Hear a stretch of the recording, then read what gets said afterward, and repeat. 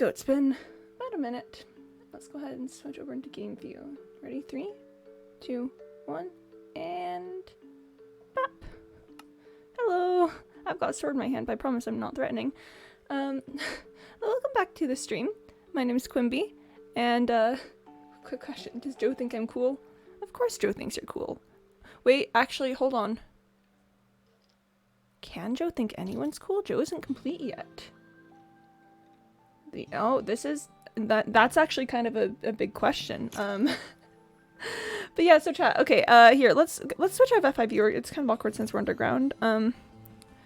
So basically, yesterday I came to the skeleton spawner fully intending to just like sit here for a while and collect a whole ton of bones. I blinked, and next thing I knew, I was completely redoing the entire skeleton collection system here. And that's made it slowed down my progress just the tiniest bit on collecting things. I think it has increased the number of bones that we've been getting. I got like 8 stacks of bone blocks yesterday. Which I was seriously like, I was just sitting here. If you remember what the spawner looked like yesterday, we had like the classic just like skeletons drop down to here thing. Hashtag just Quimby things. Hashtag just Quimby things. So we had the skeletons like drop down to here, and then we sit here and like beat them up, and they don't fall at all really, so they don't take any damage. I seriously blinked, and next thing I knew, I had this whole thing going, and I was like, I like ran to the surface and grabbed some soul sand, and I've got like kelp and stuff. It just happens sometimes, chat. There's nothing that can get me to do just like blackout focus building quite like setting up farms for some reason, or you know, farms are spawners, things that collect stuff. I'll just be doing things and then just all of a sudden, oh sorry, I had that there because it was raining and I just wanted to make sure in case anything fell down here while I was AFK setting stuff up. But we're good now. We are no longer worried about that. Bap. There we go. But yeah, chat, nothing makes me just black out quite like spawners. I like went in and I made some adjustments to the spawner thing there, so now the rate of skeletons dropping has increased. It was just wild. I don't know what came over me, it just happened. But yeah, okay, so plan for today is we need to finish Joe, so that Joe can think that people are cool. That seems to be a very, very vital everything. But yeah, so we're gonna sit here for a while. I did the math. I think I need about 15 stacks of bone blocks. I figure we'll start with 9 and see where that'll take us. Which we're very close to 9. Actually, do we want to go for 10 before we leave? We might go for 10. 10 might be the number that we do. But yeah, so we're just gonna be chilling here at the spawner for a little bit. Then we'll go do some work with Joe. And then after that, very possibly some housework or something. It's hashtag No Lore Thursday today, so you know we gotta take things just a little bit slower. I like playing the game of seeing how many bows I can get out of this. Like, just optimizing my production of them. I mean, it would probably be better if I just shoved them all into one thing, and then I didn't have to, like, deal with all of these bows, but listen, chat, it's just really fun. It's just a fun game to play. Yeah, I've got some bows here. Not too many bows. This legitimately is not a lot of bows, especially for a skeleton spawner. But we do... Okay, it does look like we've got another 3 stacks of bones, so we'll be putting those together in just a second. Yeah, chat, I really did intend to just, like, sit here yesterday and get hold of things. I think this Sacred Pile thing that's No Lore Thursday. Sometimes we just need a No Lore Thursday. You know? Sometimes we just gotta not do any lore. I know it's been a fairly slow lore week anyways, just due to like outside circumstances and stuff. For people interested in the lore side of things, or I have been trying to say plot more recently because it really is more like a plot than lore. For people interested in the more plot side of things, I am planning on doing more with that tomorrow, as it were. Tomorrow I've got some thoughts for things that are going to be happening. But for today, let's just Chat, let's just learn who Joe is. Cause oh my gosh, whoever could Joe be? Who is this mysterious Joe? No one could ever tell.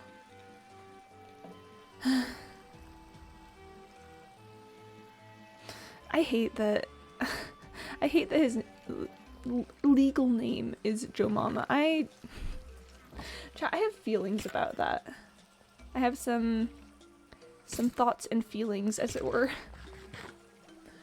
But that's alright. That's alright, that's fine. We'll just, vibe, I guess. How much are we feeling like going for... Okay, well, we will go for pertinent questions. Where did he come from? Where did he go? Where did he come from, Cotton Eye Joe? Okay, that's a good one. That's a good one, Mr. Milk.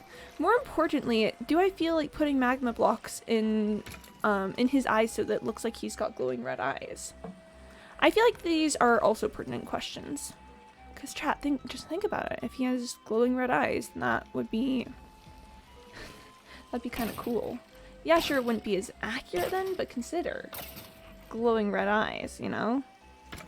I just feel like there are only positives to gain from this. Could be asking the real questions. Real questions do not include things like, I know, talking about politics or debt or whatever. I don't know, I'm just throwing out random subjects. Real questions include glowing red eyes, question mark, question mark, question mark. I think you see where I'm going with this. Whee! Yeah, chat, I just really, so here, let me break this recent round of skeletons and then I'll just go up and show you guys a little bit of it. You can't really see it from here, but here, hold on, got it. But just if we go up here a little bit, we've got the spawner area here. And I really just I set up this whole thing. Yep, see, we've got skeletons there. They just shoot all the way up. It was it was honestly a bit of a blur, chat. I did it like after midnight because I was just sitting here like, well, maybe I'll get some stuff. I know it's late, but sure, whatever. And then just like next thing I know, I'm like revamping the entire spawner. Moral of the story, chat, is maybe don't play Minecraft after midnight if you're not sure what'll happen. Because, you know, sometimes midnight happens and then that has stuff as part of it. It's fine. Bops, though. Wait, hold on. If it's raining down here, is it snowing in the mountains? Hold on. Hold on, we gotta check this. Chat, this is very important information. It may have stopped raining, or it may just be that I'm in the block and that stops it from... For some reason, the rain particles disappear, like, in the block that you're in, so... It sounds like it's raining. Hey, Dark Gamers! Aw, hi, welcome! You did tell me that you were gonna join. I was a bit skeptical, but you told me, for sure. Okay, so it was just raining a second ago. Oh, the mountains aren't rendered. It wouldn't have been snowing there. Chat, I'm trying to get powdered snow so bad. Oh, sorry, I feel like I moved right past the topic, but hi, Dark Gamers. I got distracted by everything, but it's so good to see you again. Welcome. We're gonna be finishing up Joe today, and then, I don't know, maybe working on some infrastructure, doing some things. It's gonna be interesting. I accidentally redid the entire spawner yesterday, so I didn't have as much time to just sit and collect bones as I would have liked. But on the plus side, the spawner now works. it now works much better. So yeah, it was after midnight. I blinked. Next thing I know, I'm setting up an entire new system for the spawner that involves them dropping down. It was a weird time. It was. But I can't stay long. Oh, that's all right. That's right. I'm just glad that you're able to come for however long you can. Good to see you. How's your day going? You feeling all right? Hope that today is a good day for you.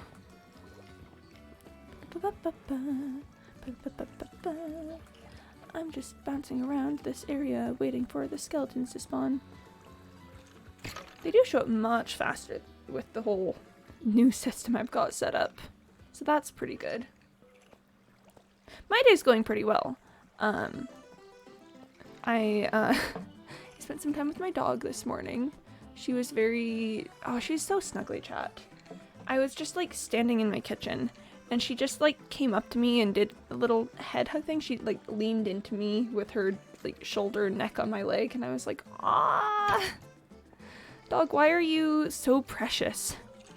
Chat, why is my dog just so good at her job?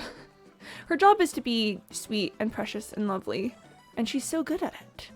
She's so very extremely good at it. She's just got the skills to pay the bills, you know? She knows when to look at you with her sweet brown eyes, and she knows when to lean on you to let you know that she's there for you. Very good girl. Very good dog. Bop. Bop. Bop. Yeah! I like watching the things go through. Okay, so I'm kind of fascinated by hoppers. I just think it's really interesting how they work with like the whole like system of things going through and it always goes to the next available space, not the next available stack of things. So like if I moved these bones to like right here, the bone, like the next item would start going in here, and even if it was bones, it'd start going there instead of here. And I think that's really interesting and kind of fun to play around with. I don't know exactly what, like I've got thoughts about what that means for things, and I'm not sure what exactly those thoughts are, but they're thoughts for sure. If I can ask Jake for a raid, aw, that's kind of you, thanks. Jake is a really nice streamer. I'm usually like setting like my stuff up when he's live, but the times I've been able to like join and hang out a bit, he's just chill. He's just fun, good times. So yeah, you don't need to like if he's like, nah, we raided them yesterday, we don't need to today. That's don't feel bad about that. I'm perfectly okay. But thank you for caring.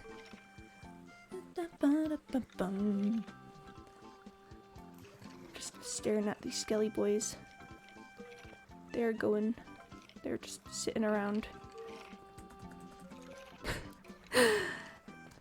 Chat, interesting, like, this is the most random thought ever, but, celery with peanut butter and raisins on it. Discuss. Mostly me discussing. Because, I don't like raisins, but I like celery and I like peanut butter, but I don't know how often I've eaten the two together. I know that that's one of the classic, you know, like ants on a log sort of, traditional children's snacks sort of things. But honestly, I'm not too sure about it. Like, what is up with this whole ants on a log thing? It just doesn't feel quite right, I guess. You trying to get as many bows for as little effort as possible. Just, yeah, I know it's a classic. I know that it's always like, oh yeah, you gotta get your ants on a log. But how did raisins get involved in that? Because if you think about it, we've got celery, which is, you know, and vegetable. Very much vegetables, and tastes like it. You know, celeries are very watery. It's got lots of sinew parts of it. But then we've got peanut butter, which is sort of a salty, savory kind of flavor, and that works well with the vegetable. That's like chill. And then you got raisins, which are a muted sort of sweet. You know, it's not like regular fruit sweet because raisins are dried. They're just sort of vaguely sweet. And just how did those three get put together in combination? Because I can understand celery and peanut butter being put together regularly. And because, you know, like protein and vegetable and stuff, that's just a good combo. But how did raisins worm their way into there? It was someone just like, oh, I need something to make it seem fun for the kids, and then just like shove raisins on there. It just feels like such a mystery, but not a huge like life-changing sort of mystery, but just mysterious enough that I'm curious. Like piqued my curiosity, and there's probably no real answer to that, because I can't imagine someone documenting the exact moment that raisins and celery were put together. That feels a bit, that's asking a bit much from people who record history. But at the same time, like, when? Why? How? What's the deal with that? What's up? What's going on? I don't get it, chat. No, go in the thing, Bo. Bop. On the plus side, I have been getting a surprising amount of levels from this whole experience, so that's been chill. That's been very exciting.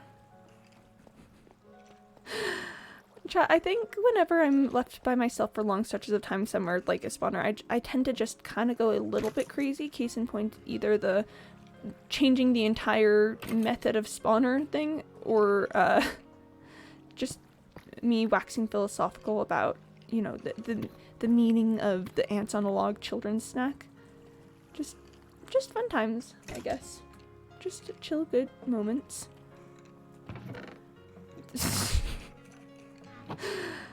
Oh, chat. Brains are a really fun place sometimes.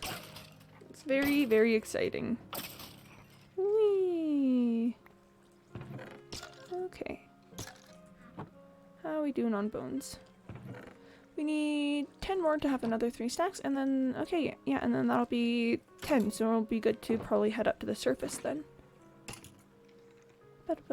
Running around the spawner, but not getting too far or else they'll stop spawning.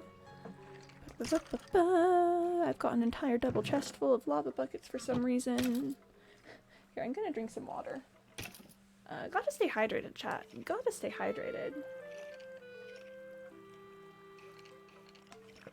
Gotta stay hydrations. You ever hydrations, chat? You ever done the hydrates? Oh, chat, you know what I want to do? You know what I want to do so bad in Minecraft? I want to build a lock. Like not like a door lock or anything, you know, like a river lock. I think that would be the coolest thing. I've seen like a good amount of them IRL, and they're just like so cool. Like the things that make water go up and down. So I want to just like choose a river and make a little like waterfall area with a lock in it. I think that would be the coolest thing. Just locks, chat. What can I say? They're really cool. All right, we're gonna take these and make our way out. But first, before I go, gotta take care of the stragglers. You know, I wouldn't want to just leave them here to despawn. That feels particularly cruel. If you guys could stop spawning, that'd be really great for my peace of mind, but that's chill. We'll just go. We'll just head right on out of here. Oh, there we are. Almost forgot to put my rockets in hand. Firework rocket. Oh, I'm trying to decide if I like calling them fireworks or rockets better. Because on one hand, rocket does sound really cool. But on the other hand, fireworks sounds less dangerous. You know, because I feel like fireworks, rocket has a bit of a different connotation than firework. I feel like firework is usually kind of connected to just like fun and, you know, oh wow, there's 4th of July sort of celebration things. Well, I just want to check the quarry. There it is. Okay, so it looks like it may have been snowing a bit.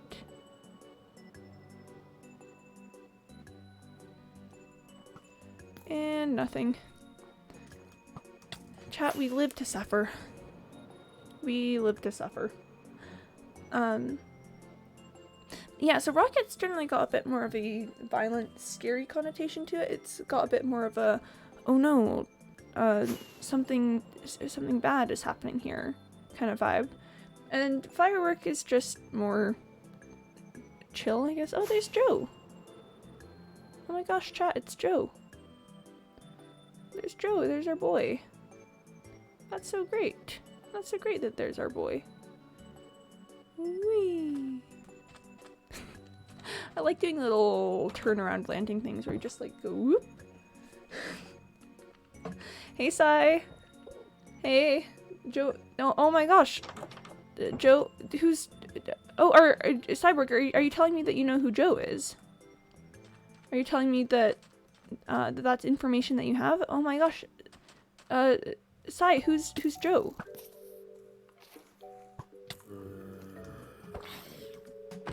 Would you perish? Thank you. I appreciate it. Ooh. Hello. I need the bones. I need the bones. but oh my gosh. Chat, Cyborg knows who Joe is. That's so cool. That's kind of rad. That Cy is aware of who Joe is. I'm not sure anyone knows who Joe really is. Boop. Boop. I like just the calm vibes while here I am shooting some creepers. I just feel like that's kind of the vibes. You know, that's just good vibes out here. Ah. Hello? Hello? There we are. That's what I was looking for. Oh, chat, this is sad. This is admittedly very sad. Oh, that was so... Oh. Chat, I have such a soft spot for iron golems. I'm so soft for them. I need some iron so that I can heal them. Chat, I've used most of my iron, I used most of my iron, messing around with the skeleton spawner. I need to pick some more up. So let's just, let's check on the flower farm. See if the farm for developing flowers has some waste iron that we need to get rid of to make room for all the pretty flowers. That seems like an important good idea. Bop. There we go, and whoop. Ah! Chat, sometimes I can do things properly. Whoop, why did I put that iron back? I didn't. Chat, I'm very good at my job. I'm very good at my job. Let's go heal some iron golems, because they're just so sad. I don't want them to get hurt. I have such a soft spot for them. And yes, chat, I'm aware of how the flower farm works. I'm aware of the price that we're paying for this iron. But have you considered that the iron golems in the town are sweet boys? Have you considered that they are sweet friends who deserve the world? I just think that we should all maybe consider that. Look at them. They're just not having the greatest days. Oh, you are so... that one was so close. Chat, we were this close to a tragedy. Another one, I guess. Oh, bless. Oof. Chat, I feel like that's another one of those, like, the characters that I play are definitely not like, oh, the iron golems, well, that they exist to protect the town, I don't care about them, and then just like me, IRL, I'm like, no, not the iron golems. Not the iron golems, chat. Oh no! Oh, the iron golems are getting hurt by the creatures of the night. This is so sad. It was very sad. Well, anyways, now that we've satiated my urge to heal the boys, let's go ahead and take care of some things and then get started on construction for Joe. Who's Joe, you may ask? Well, chat, if you don't know who Joe is at this point, then I know I'm just a bit concerned if you don't know who Joe is. Who is Joe, you may ask? Who is this mysterious figure? Who is this person that we keep discussing? Well, let me tell you. But I probably don't need to. I probably don't need to because everyone knows Joe. Joe Mama, of course. Oh, there he is. There's our boy. There's our lad. There's our friendly skelly man. I'm gonna trade out a good amount of this iron. Heal the iron golems. I'm gonna trade a good amount of this stuff out. Weaponsmith novice. Wait, hold on. Weaponsmith novice? I mean, sure, I'm always happy to have another person who I can trade with. Please have the iron trade. Ayy! Always happy to have another one. And you. I like that just somehow ironworking has become the main, I don't know, the main source of production and income for New Stonk City. It's just like it started out being very involved in the textile industry. I don't know why you've increased your prices, but I don't care. I can afford it. Hello. Hello. You doing? Oh. I mean, that's not too bad. I've got Unbreaking 2 Silk Touch here, but Unbreaking 3 is not a bad trade. Okay, let's put these emeralds away and then go get work started on Joe Mama. That door keeps getting left open somehow, and I'm just at the point where I'm constantly looking back at it like, huh? What? Because you never know, chat. You never know what's gonna happen. Up. Have I told you about my thoughts on creating and singular like emerald block, like a 64 by 64 by 64 emerald block? Have I talked to you guys about that? Because that sounds crazy. How many emeralds would you need for that? Hold on, chat. Let's do maths with Quimby. I like figuring out numbers. It's probably weakness. I'm probably weak, but that's fine. Okay, so chat. 64 times 64 times 64 is 262,144. Let's multiply that by 9. 2,359,296. I know, chat. Seems kind of doable, right? That seems pretty possible. I think that's chill. Yeah. Let's divide that by 64 to figure out how many stacks of emeralds we would need. 36,864 stacks of stacks of emeralds. I know, chat. I think that's kind of possible. I think we could probably do it maybe at some point, right? Because let's see. I mean, obviously we're nowhere near close right now, but this is almost 200 emerald blocks. That seems like a good start on immense amounts of emeralds. Chat, should I start foolishly stockpiling emeralds in the hopes that someday I will be able to build an entire emerald block? I know that's really super duper unrealistic, but consider what if I could make it happen, you know? What if it was something that was possible? And undoubtedly it would be possible in vanilla Minecraft is specifically what I'm thinking, or survival at the very least, maybe not vanilla. But I mean, it's gotta be a thing. I'm sure someone's done it. Chat, do you think someone's done it? Do you think someone's built an entire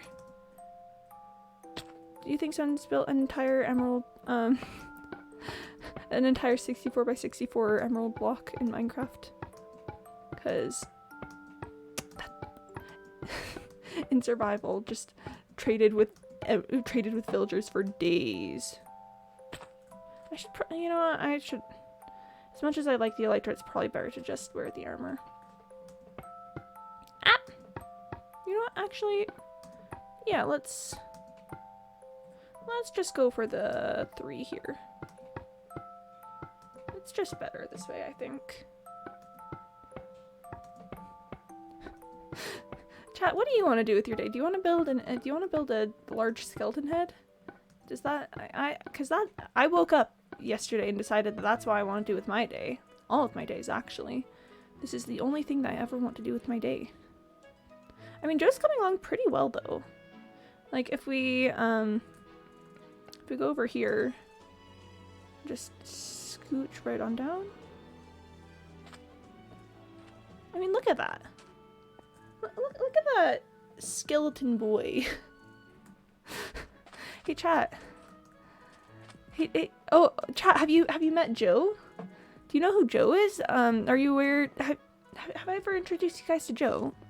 Oh, who's Joe, you're wondering? Oh, well, don't worry. Joe Mama. I cannot believe Roast Kitty had me name a giant skeleton head Joe Mama.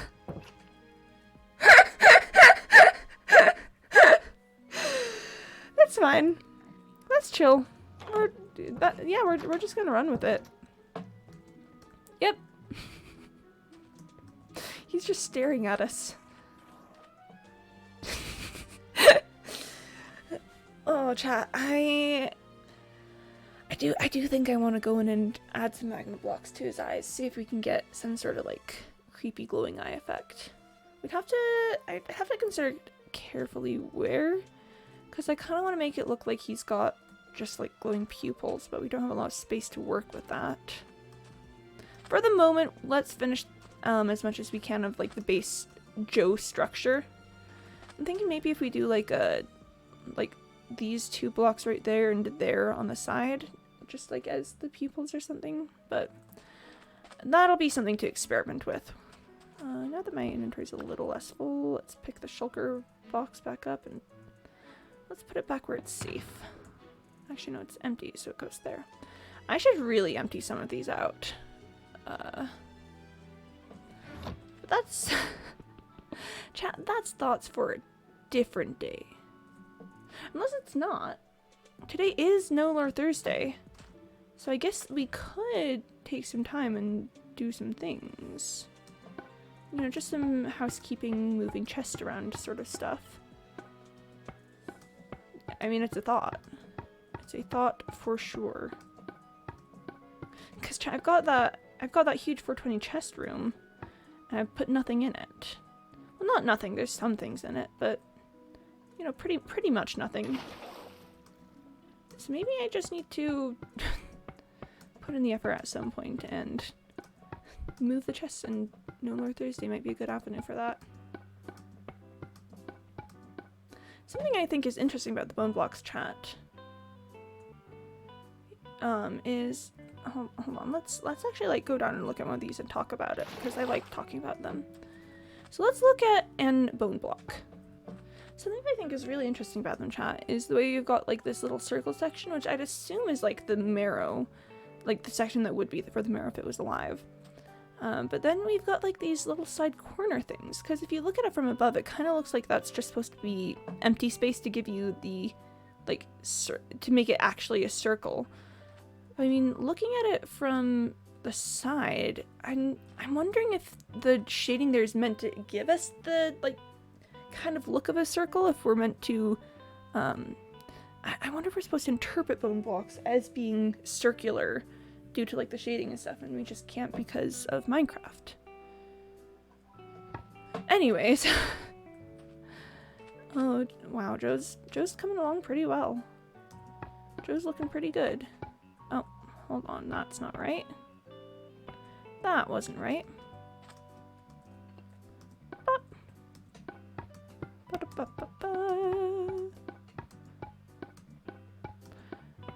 Chat, I may have convinced a person to learn Rum Tum Tugger's song from Cats the Musical. I don't think I'm going to elaborate on that any further. I'm just going to leave that there. But I think I may have convinced someone to learn, or sorry, not the Rum Tum Tugger song, the song Rum Tum Tugger sings, which is Magical Mr. Mistopheles. It is a very good song, by the way. It's just, the vibes are absolutely there. Just good times all around.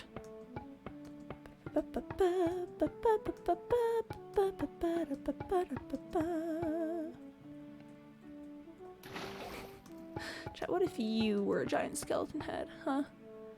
What if that was you? Have you ever considered that? Have you ever considered being a giant skeleton head? I've thought about it once or twice. I think ultimately I decided that the overhead wasn't worth it. But, man, it does sound like the dream, doesn't it? It really just sounds like the place to be. What if you were a giant skeleton head? And you said, have you ever thought about being a giant skeleton head? I'm in a bit of a goofy mood, chat, admittedly. I'm in a bit of a I don't know, just chill moment.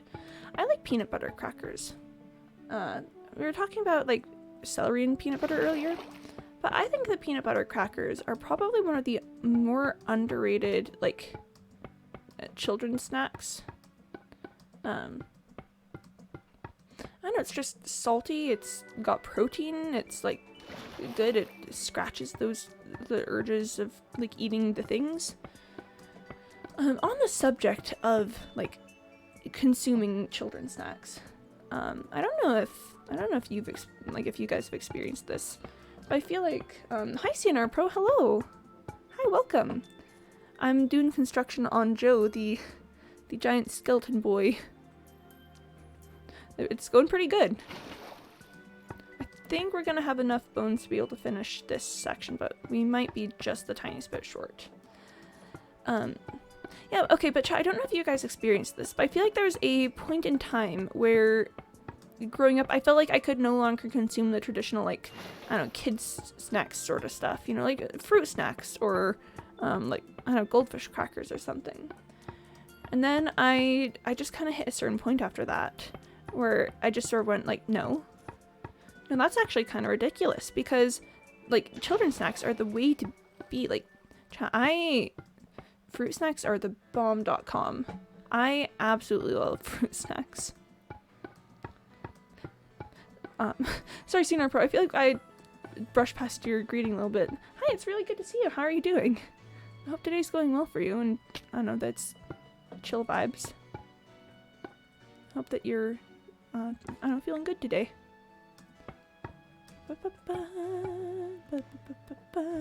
I messed up on that block. I think we're gonna make it. I think we're gonna have enough. Oh, chat, if we can finish the, like, main body of Joe, then we can start putting in, like, glowing red eyes and stuff. Oh, I think we're gonna make it.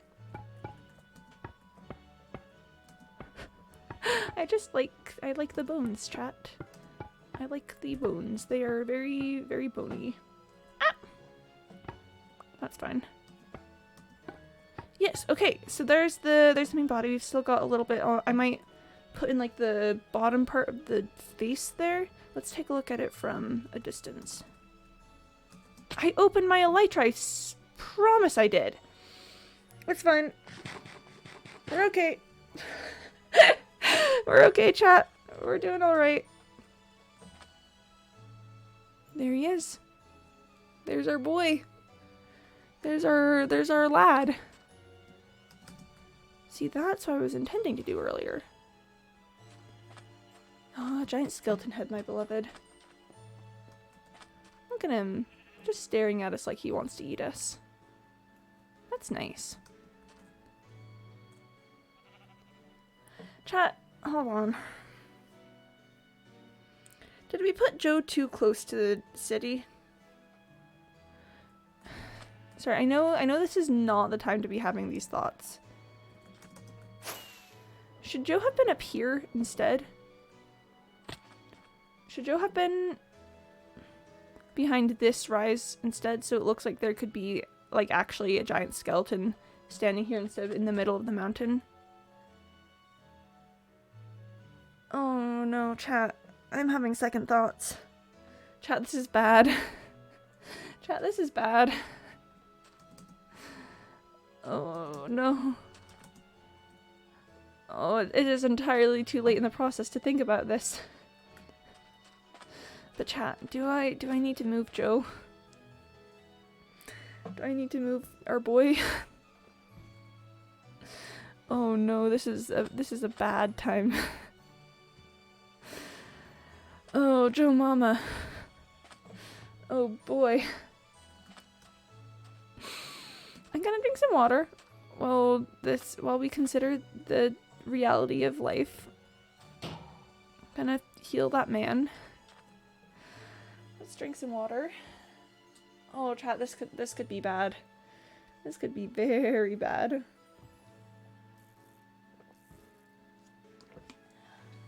Ooh.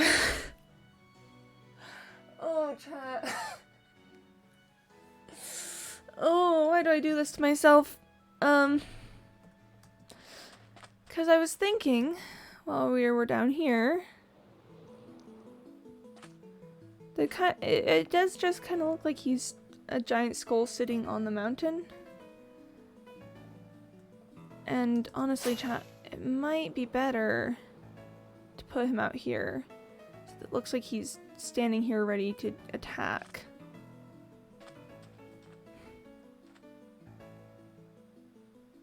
Like right here or something. As if he's like reaching over the mountain. Chat, I think we're gonna move Joe. I really legitimately hate to say it. I hate saying it so much. I think we're gonna move Joe. He's too close. He's too close. He can't know the secrets. I wasted a rocket there, but that's fine. Oh, chat. We're gonna move Joe. Oh, I can't believe this. After all the work and effort we did yesterday, we are moving Joe. Nice. That's really chill. That's really fun, funky, fresh, I guess. Anyways, I hope your day's going significantly better than mine. I was thinking, let's get this work done with Joe pretty quickly, so then we can maybe like work on the roof of my house or something. Like get some productive work done. Let that be a lesson to you, chat. The world is cruel and does not care about your wants or desires. Okay, that feels a bit harsh. That does feel a bit too much. Let that be a lesson to you, chat. Sometimes all the best laid plans can go to waste. Am I dropping bone blocks? I don't think I am. I hope I'm not. They're too valuable at this point for me to drop them. Whee! Let's deconstruct a giant skeleton head. Ooh, chat, while we're deconstructing a giant skeleton head, let's try and figure out how many stacks that this will occupy. I don't know what it is with me in the maths recently, but yesterday and today I've just been on about it. So let's see, we had an empty box of 16 by 16. So that means that we should have one row of full 16s, two 15 rows of 16, and one 14 row of 16. So 16 times 16, I did this math earlier, it's that's 160 plus 96, which will take us to 154. So 154 bone blocks for one side. 15 times 16 is gonna be that'll be 160 plus 5 times 16, 50 plus 30, 90. So wait, no, that can't be right. Wait.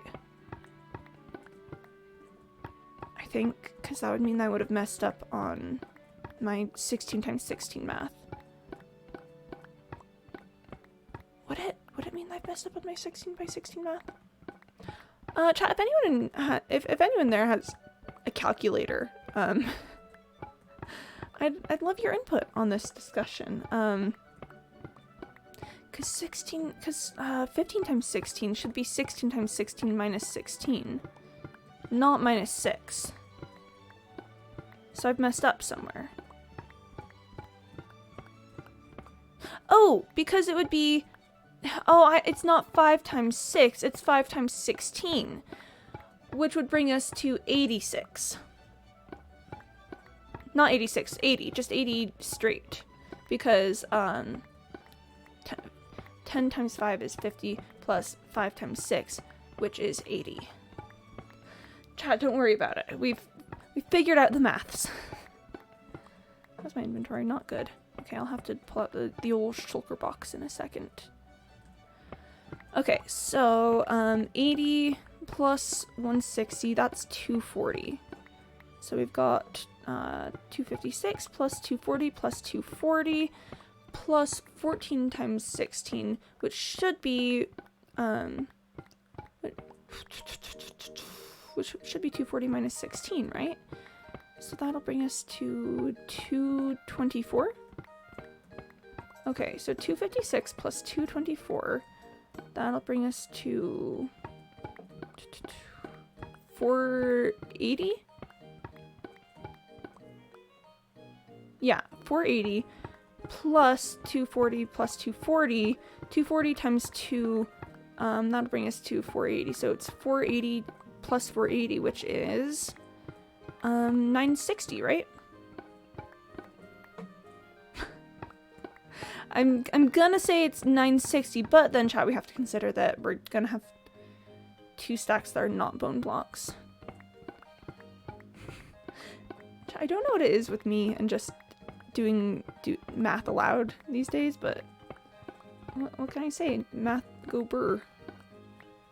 Okay, I'm definitely gonna need to pull out the shulker chest, shulker box now. Let's make sure I didn't miss anything, because missing bone blocks at this point would be very sad. Okay, I think we're good. Yep, there we are. I knew we were on our way to it. I knew we were on that way. Up. Alright, so there go the bone blocks. I'll keep these ones. Let's keep the shulker out for a second. Let's just rearrange some things. And there. Whoop. Yeah, I really don't know what's up with all the me wanting to do math in my head. But math, it's probably because it's multiplication. I do take pride in my multiplication skills. Like division and subtraction I'm terrible at. Addition I'm okay at, but multiplication, that's the stuff that I'm like, oh yeah, I can multiply numbers together. That's fine. It kind of reminds me, okay, so chat, I'm definitely not on this level, but I just got a flashback to reading the Laura Ingalls Wilder's series about her life on the plains with her family, colloquially known as like the Little House series. And yes, I read all of them. What can I say? I liked the story. And when she's like a teen, I'm pretty sure she's a like older teenager, just about to be a young adult kind of thing. She gets her school teaching license, and to get her license, she has to do this test where she demonstrates that she can do like all this stuff to teach. And one of the things she has to do is like a super crazy long division problem by hand. Well, of course it's by hand. They didn't have calculators then. There's just like a page of the book where it's her doing her just like talking about long division. It's like this times this is this, subtract this, do all these things. And I'll be honest, chat, when I read it for the first time, theoretically it was like past the point in life where I should have known like long division stuff, but at the same time, at this point in time, we don't usually do long division of numbers in the millions by numbers in the hundreds, which is, well, I'm pretty sure it was in the book. I'm pretty sure it was, Laura had to do like some number huge in the millions divided by the hundreds. And she did it by hand with a chalkboard and her head, and that's really cool, chat. I definitely could not have done that. So, like, honestly, just all props to people who can do that kind of math, because whoosh. You know? If you get what I'm putting down. Not r/whoosh. Just just an exclamation of, wow, that's kind of intense. Just an exclamation of, huh, that's really interesting. Wow, chat. I have never heard of anything more interesting than this. What is happening? Kinda interesting. People doing long division in their heads. Seems really wild. Seems absolutely crazy. Have you ever heard of anything as crazy as people doing long division in their head? Because let me tell you, chat, I have never heard such a wild thing before. Never ever. Rip. Okay, this is where it's gonna start getting ugly. I'm gonna probably have to try to reconstruct this area after breaking apart to build a giant skeleton here and then not building a giant skeleton here. But that's okay. We're not gonna worry about that. We're just gonna... Yep, that's just what we're gonna do. Bop, bop. Okay. Alright. Yeah, I'll probably do some reconstruction efforts on this area. But for the moment... Okay. Let's work out the new location for Joe. Oh, chat. So all the stuff we've done, it's fine. I'm gonna drink some water real quick.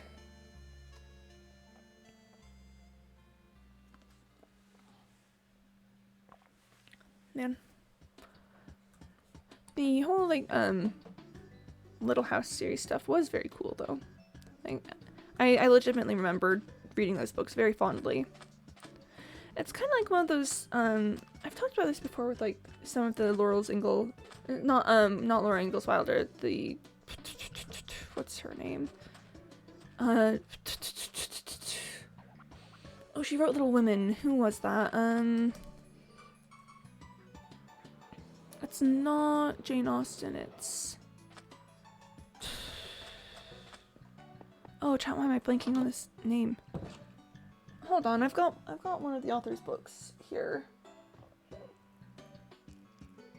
If I could find it. Hold on, chat. Hold on. Give me just a second to look to find the book I know by this author. Okay. It's in my stack of books here somewhere. I've got a lot of books. Chat, I'm telling you information about me. I've got books. Louisa May Alcott. Louisa May Alcott is the author I'm thinking about. So some of the stuff, and some of the, like, morals that they abide by and thoughts that they have are pretty outdated. Would not discuss those things the way that they do today.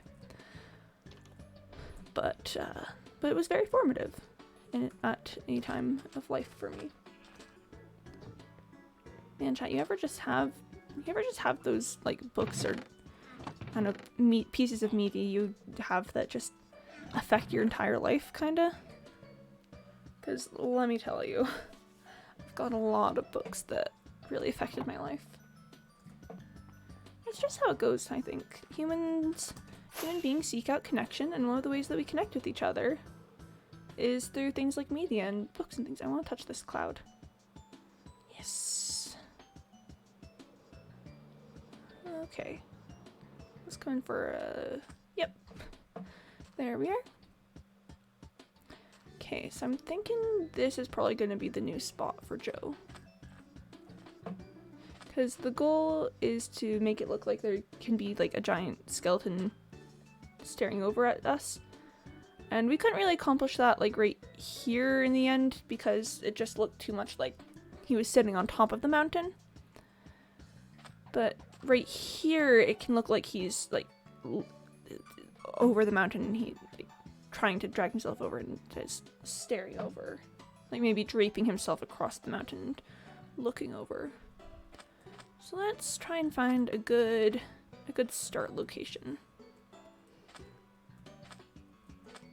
Probably gonna want to raise this a few blocks into the air also. have any... Let's use concrete as our building block for the moment.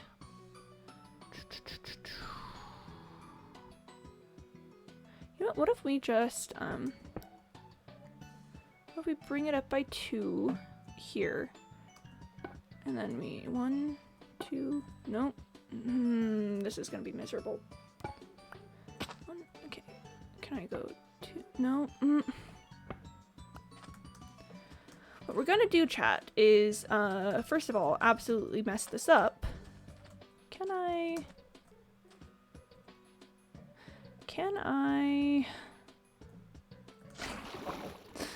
Yep, I can. Okay. Okay, let's just... 1, 2, 3, 4, 5, 6, 7, 8, 9, 10, 11, 12, 13, 14, 15, and 16. Then this is, so this is gonna be our base. Here, let's remove the concrete. Don't need that anymore. Don't need that no more. I better not break any of the bone blocks. If I break any of the bone blocks, I'm gonna be so mad. Mad with myself. Here.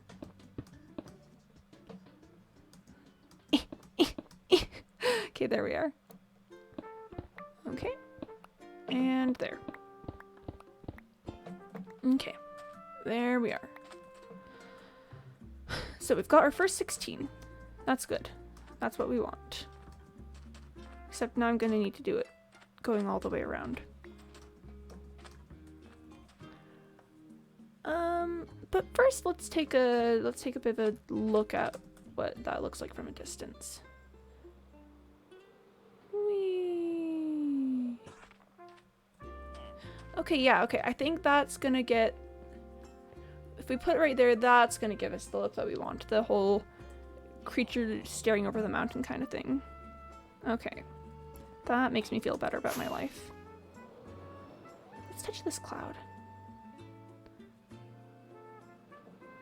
Whee! Chat, can you tell I'm having fun? Because I'm having a bit of fun. What, is it illegal to have a bit of fun? Is that against the rules? 4, 5, 6, 7, 8, 9, 10, 11, 12, 13, 14, 15, and 16. 3, 4, 5, 6, 7, 8, 9, 10, 11, 12, 13, 14, 15, and 16. Alright, so this is gonna be... We're gonna take care of that last bit once I have more concrete to work with. But that's chill. Let's just start building this. Oh, chat, if I get too invested in this project and with this whole making it look like there's a giant skeleton thing, hear me out. This would definitely be a bit of an ordeal to work out. Actually, hold on. Let's just run it with both of our concretes. Okay, but chat, hear me out. Hear me out here. What if we made an entire giant skeleton? What if we, once we were done with the head, made an entire body to go along with it? And it's like leaning over, it's like lying on the mountain, maybe like with hands coming up over the sides, and it's got like a body stretching out here. It would be such an ordeal to do. It requires so many bone blocks. But at the same time, chat, it would be kind of really cool. You know? It'd be kind of the bee's knees, as it were. I've never once in my life used the term the bee's knees. I don't know why I've started today to use the bee's knees. If you or a loved one has started to use the term the bee's knees, ask for help. We can make it through this together. Here, let's just pick all of that up real quick. Ba-da-ba-ba-ba. Making sure I have all my blocks. Okay. Now ready.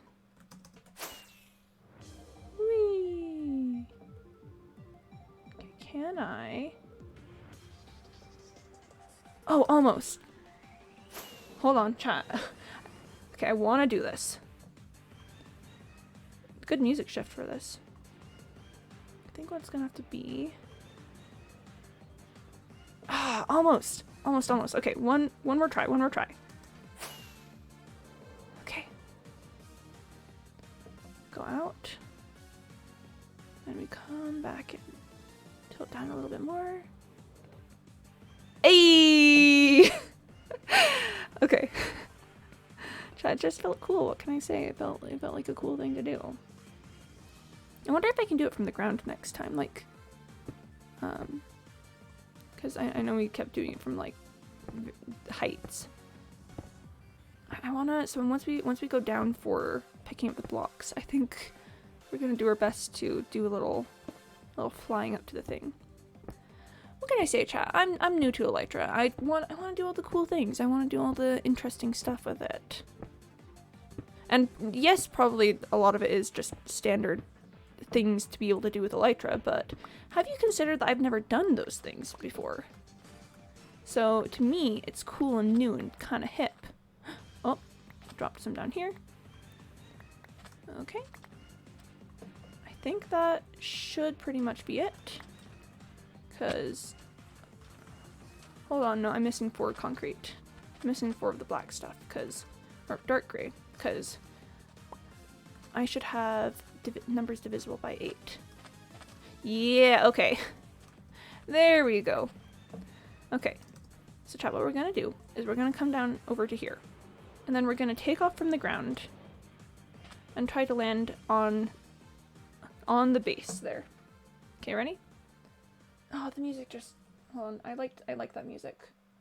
We're shifting back to that music. No, we're going back to that music. Hold on. There we are. There we are. That's it. That's what we're looking for. Okay. Okay, chat. And it's getting dark, so we gotta do this quick. Okay, so we're gonna overshoot. Go up so that our dimensions will change. Okay. Hey! Okay. Alright, I was not expecting that to work as well that first time around, but you know, I am not complaining. That felt really cool, chat. That felt really cool. Now we gotta do our slow glide down over here to where I sleep, but oh, chat. Sometimes you just want to do things that feel kind of cool with an Elytra, and I think that that's perfectly alright. I think that's perfectly okay to want to do. Okay, let's drink some water, stay hydrated. Stay very hydrated. Okay. Let's go ahead and go over here.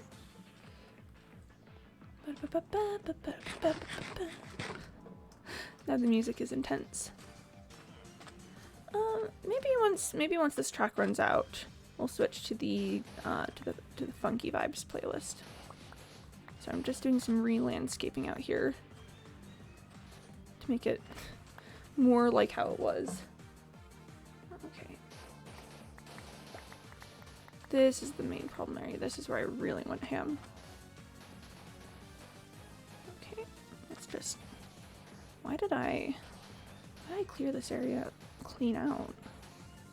That's weird. That's strange, but okay. That's probably good to leave it like that for now. This area is gonna need some work, but I don't feel like pulling out more sand now. Okay. Oh, it's trying to go calm vibes. We don't want calm vibes. We want funky vibes. Let's get some... Hold on, just like this is... There we are. There we are. That's what we're looking for. Funky is an underused vibe these days. Oh, shh. It's fine. It's fine. Okay, so let's... Getting the second block of things will... Okay, so this will complete the first pixel on every side once we go around this time. And after that, I think it's, according to the design, that is when we need to start laying the concrete. So let's just get this out of the way real quick. And then probably take care of just the first pixel of concrete stuff first. Okay. I do really like the theory that we're supposed to interpret bone blocks as being round, even though, you know, everything's pretty much square because Minecraft. Because it doesn't make sense for bones to be square, you know? And yet, here we are. Edna Mode. Chat, The Incredibles. A really, really good movie. A really excellently fantastic movie.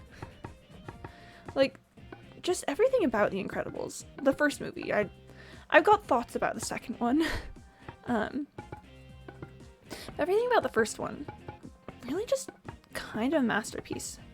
And chat, okay, so I think I've talked a bit on stream before about my hang-ups with a lot of superhero stuff in like modern superhero films. So it's like we've talked about there, you know, that's ancient history, been there, done that. Whoa, you think you're kidding?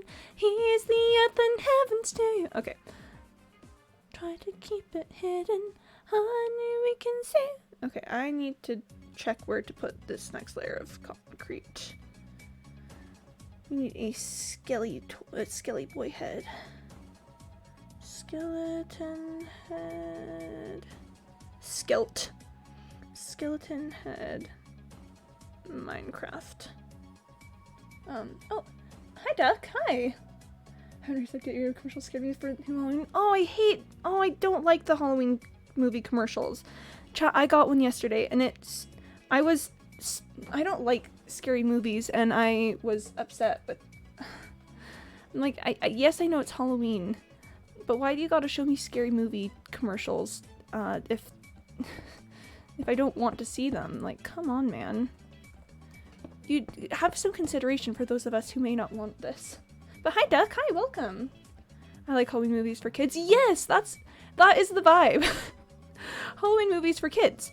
Delightful fun for all. You know, everyone just has a good time in them. Like, sure, there's some spooky stuff, but ultimately it's just kind of a chill vibe. Good stuff. Halloween movies for, like, I don't know, adults. Super scary. Oh my gosh, people are dying. This is so terrible. Like, come on. Come on, you people. Why can we not just enjoy, I don't know, like, kids' level of Halloween fun constantly, forever? Why you gotta be throwing commercials at us for all the spooky things? Nightmare Before Christmas, a classic and arguably a Christmas movie. Okay, Nightmare Before Christmas is probably my favorite, like, holiday movie. You know, just actually it's probably even one of my favorite movies generally. Cause, oh boy, just Jack Skellington and the animation. Oh, hi, Fim. Hello, welcome. Welcome, it's good to see you. Oh, Fim, while you're here, the last time you showed up, you redeemed a, Bring Frogs, like, right before, literally right before we ended, and I didn't have time to run it. Let's go ahead and run that for you, like, right here and right now. Because I felt so bad. I felt so bad that, you didn't get your frogs, so I'm gonna do that, like, right this second. If I'm doing great, what about you? I'm feeling pretty good. I did a hashtag just Quimby things moment and realized I wanted Joe to be in a different spot. Hold on. Let's take care of frogs real quick and then I'll talk more about things. Okay, so chat. Frogs brought to you by Vim. You ready? You've got frogs. Oh, now you've got another one. Okay. What if I just run this one, let this one go for extra long and we'll count it for both of them? Or do you want me to do, like, 2 separate times of doing the frogs? Because frogs. More frogs? Oh, I haven't added more frogs to, like, the docket yet. I need to find good frog pictures. Yeah, frog pog. Frog very pog. Frogs kind of ideal. Frogs doing really well out here. It's jumping between this yellow frogs and other frogs a lot. Oh, it's just going. It's just kind of going for it. Oh, and there we go. Okay, well, thank you for the frog swim. Thank you very much. I appreciate it. I'm sorry we couldn't get to it last time you were here. So yeah, thanks. Okay, but Nightmare Before Christmas. Very, very good. Just honestly, probably one of the best films. Because, like, it's directed by Tim Burton, it's stop motion animation, it's got compelling characters and interesting songs, a good story. Like, chat, The Nightmare Before Christmas is my ideal level of, like, Halloween kind of horror stuff. It's just a little bit spooky, you know, there's some spooky happenings, but ultimately it's just chill times, and we, like, I don't know, learn the true meaning of Halloween in the end. Oh, chat, instead of the true meaning of Christmas, we get to learn the true meaning of Halloween. Is this the layer that I do the eyes on? Hold on. Is this the eyes? No, it was supposed to be on the it was supposed to be on this layer. I have messed up. It took 3 years to make. I'm not surprised. So chat, I'm a big ol' like animation buff, I guess is what you'd say. Wait, hold on. 1, 2, 3, 4. Yes, okay, that's the eye. I'm a huge like animation nerd person, and just who boy is. No, I didn't go down far enough. That would be the problem. Anyways, I'm a huge animation nerd, and stop motion animation, it's just such a wild world because I love Pixar films. Oh yeah, the reason I'm here is because they closed their school meal today for the rest of the week because it was too cold. Well, that's a bless. Stay warm, stay safe. I'm glad you're here, but you know, take care of yourself. But okay, so Pixar films, I've dropped a bone block. Pixar films, stop motion animation, anything cell animated, I am a sucker for. And one of the key, like, I guess, like, downsides of animation for a lot of people is that it takes so much longer than like live action stuff to film and produce and work out. But then I would argue it's just so worth it though. Because you look at something like A Nightmare Before Christmas that is just a masterpiece of animation. The character movements, the songs, everything. And it's like, yeah, that's why we still do animation. That's why, even though it's like more expensive and takes longer and can be harder to work with, that's why we still do animation. Because it's just, there's something about it, chat. Just recognizing these characters in moving pictures as not human per se, because that would be Uncanny Valley, but just recognizing them as people, kind of, but still with them being moving like pictures and images. I think that is the coolest thing. That humans can just like we can look at like an animated dog and say, oh yes, this dog has thoughts and feelings and can be analyzed as a character. That's just so wild. And also just animation is gorgeous. It's been a hot second since I talked about it, but I watched a movie like a month or two ago called Lupin the Third the First. And let me tell you, chat, it has, I can't remember if you considered movie nights on your Discord. I haven't considered movie nights on Discord, mostly because I have no idea how I would set that up. But I'm not necessarily opposed to that, especially if it was something like animation stuff. That does seem to be, I don't know, that there's a thought. Yeah, Doug, I will write that down on list of things to consider to maybe do someday. Mostly because I gotta figure out how to do it, but at the setup it's pretty easy. Oh, cool. Yeah, I might ask you some stuff about that then. Yeah, because I have no clue how any of that would work. Chat, I've mentioned before, I'm like barely technically competent enough to work streaming stuff. And Discord is kind of a wilderness to me.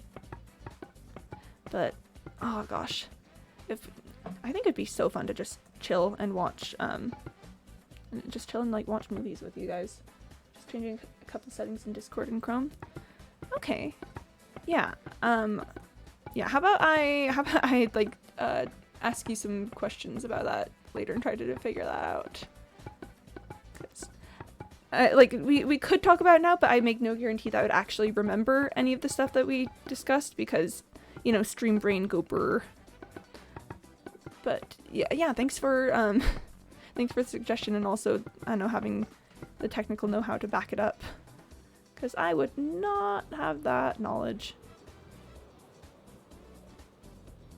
Oh, I overshot. That's fine, we landed in the fountain. I have to get a refresher course on anyway. Yeah. Yeah. That's an oof. I need a refresher course on pretty much everything constantly, so, you know, that's chill. That's good times. Oh, Joe is looking so good. I think I've got one or two more layers to do, but so for anyone who's come in just like recently on the stream, I decided to move Joe because I realized that putting him here made it look like he was just sort of like ahead on the mountain, but then putting him over here where, you know, actually like behind the mountain gives us more of a perspective that he's like a giant head, like a giant skeleton watching us. And if I get too super involved in the project, I'm thinking about building like the rest of the skeleton, like having it lean on the mountain and maybe like having arms going over the side. That would be a huge project though, so I'm not too sure. Yeah, this is Joe. His full name is actually Joe Mama. I had someone yesterday name him, and Joe Mama. But yep, here's Joe. Here's Joe for you. literal skeleton head. 1, 2, 3, 4, 5, 6, 7, 8. Oh gosh. Oh no. Oh boy. Okay. Chat, I have not been keeping count, and that's not good news. Okay. So we've got 1, 2, 3, 4, 5, 6, 7, 8, 9, 10, 11, 12, 13, 14. So we've got 2 more to go. I can count. I can count. Do you know Stephen King named his son Joe, but he changed his last name as an adult? Joe King? No, that's terrible! Oh, that's okay, that's just I don't blame him. I don't blame him for changing his name. That is Joe King here? Can you just imagine being a kid with the name Joe King? That's terrible. That's just absolutely awful. I feel so bad for that kid. Just imagine like all the substitute teachers, all the like all the people you gotta talk to, and it's like, oh yes, Joe King. Have you met Joe King? He's a pretty neat dude. Terribly unfortunate about that last name though. Okay, so I think we've got Joe's main structure set up. Let's see what he looks like from a distance. Whee! And I've immediately gotten lost. Joe's right there. Okay. Oh, see. Okay, chat.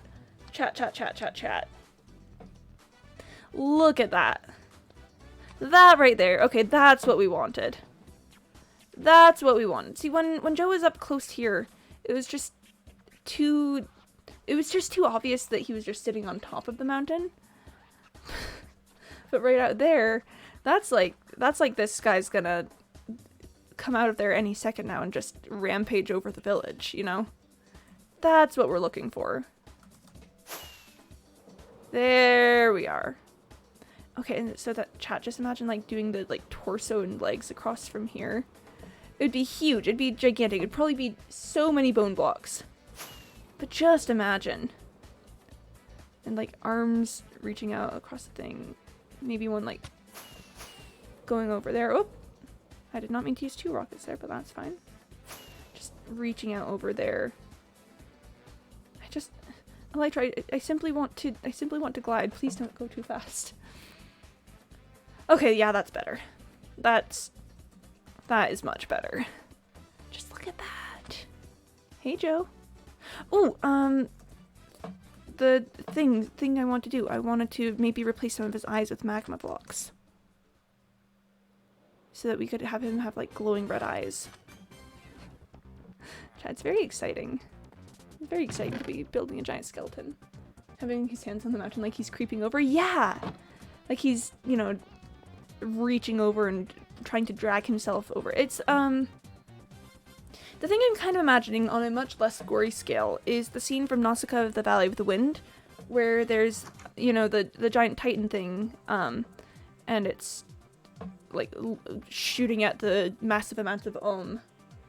I don't know if anyone's seen that scene, but it's really dramatic. It's, in the movie, it's a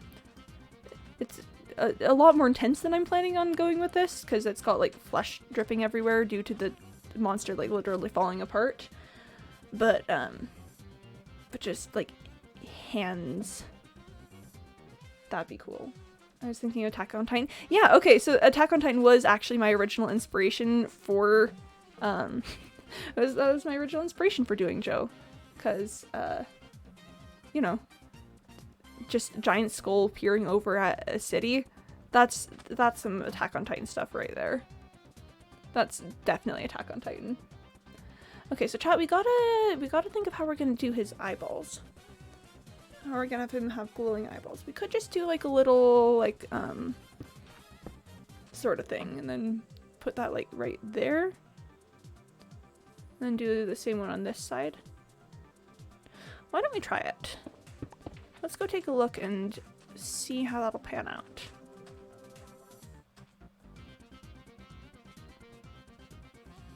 Pop. Okay. There we are. That's where we want to be. Okay, so just gonna remove a section of his face.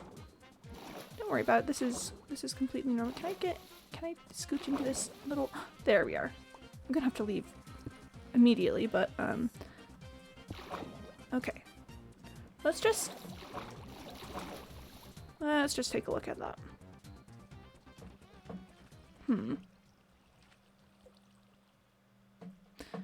Oh, and it's not quite the effect I was going for. It looks too disjointed.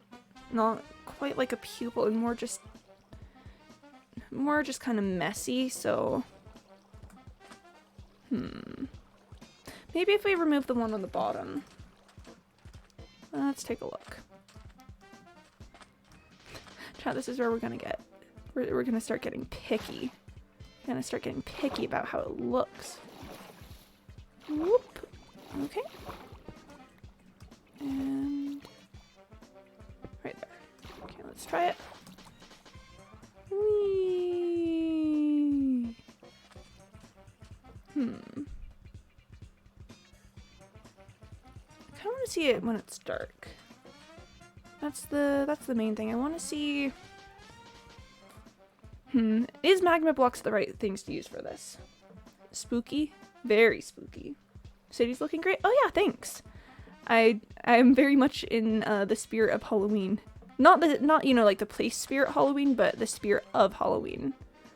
Okay, so when I get enough cobwebs for it, I'm gonna have like a giant spider's web going over my house, and if I get like the motivation and inspiration, I might do like a giant spider on top of my house, but you know, we've got Joe here. Joe's kind of taking up most of my creative processes right now. Let's see. Maybe chat. Maybe I had some ideas. I had some thoughts. I had some thoughts for what may be my problem with this. Hold on. Pop. I'm going to a series of streaming, making Christmas Town after Thanksgiving. Ooh, that does sound fun. Yeah, I'll have to like check that out when it happens. That sounds very exciting. Just Christmas Town. Is this the point? This is the point of Christmas Town. So just anytime like Christmas Town is mentioned, I just think like, at least they're excited, but they don't understand that special sort of feeling in Christmas land. Oh well. I love Jack Skellington. I'm missing a magma block. I don't know where it went. It's not that important, you know, magma blocks are pretty common, but I don't know where it went to. It's not down here. Oh well. Okay, so it's getting on towards nighttime. So chat, the thing I'm thinking about... Here, let's land on top of my house, if I can. Yes! Okay, I'm hoping that insetting the magma blocks will give it more of a 3D effect. Oh, somewhere deep inside of these bones, a longing that began to grow. Yeah, good songs. Very good music. Ooh, he's looking at my house. Chat Joe's looking at us. Okay. I'm wondering if we want to take out that bottom one right there. You have a nice singing voice too. Oh, thank you. I was in choir for 6 years, so I'd hope that that's, you know, paid off somehow. I'd hope that, you know, I've got some of that left. Whoop. We're gonna sleep. And then I think we're gonna do the other eye. And we might experiment with removing the bottom left square and replacing it with the magma block.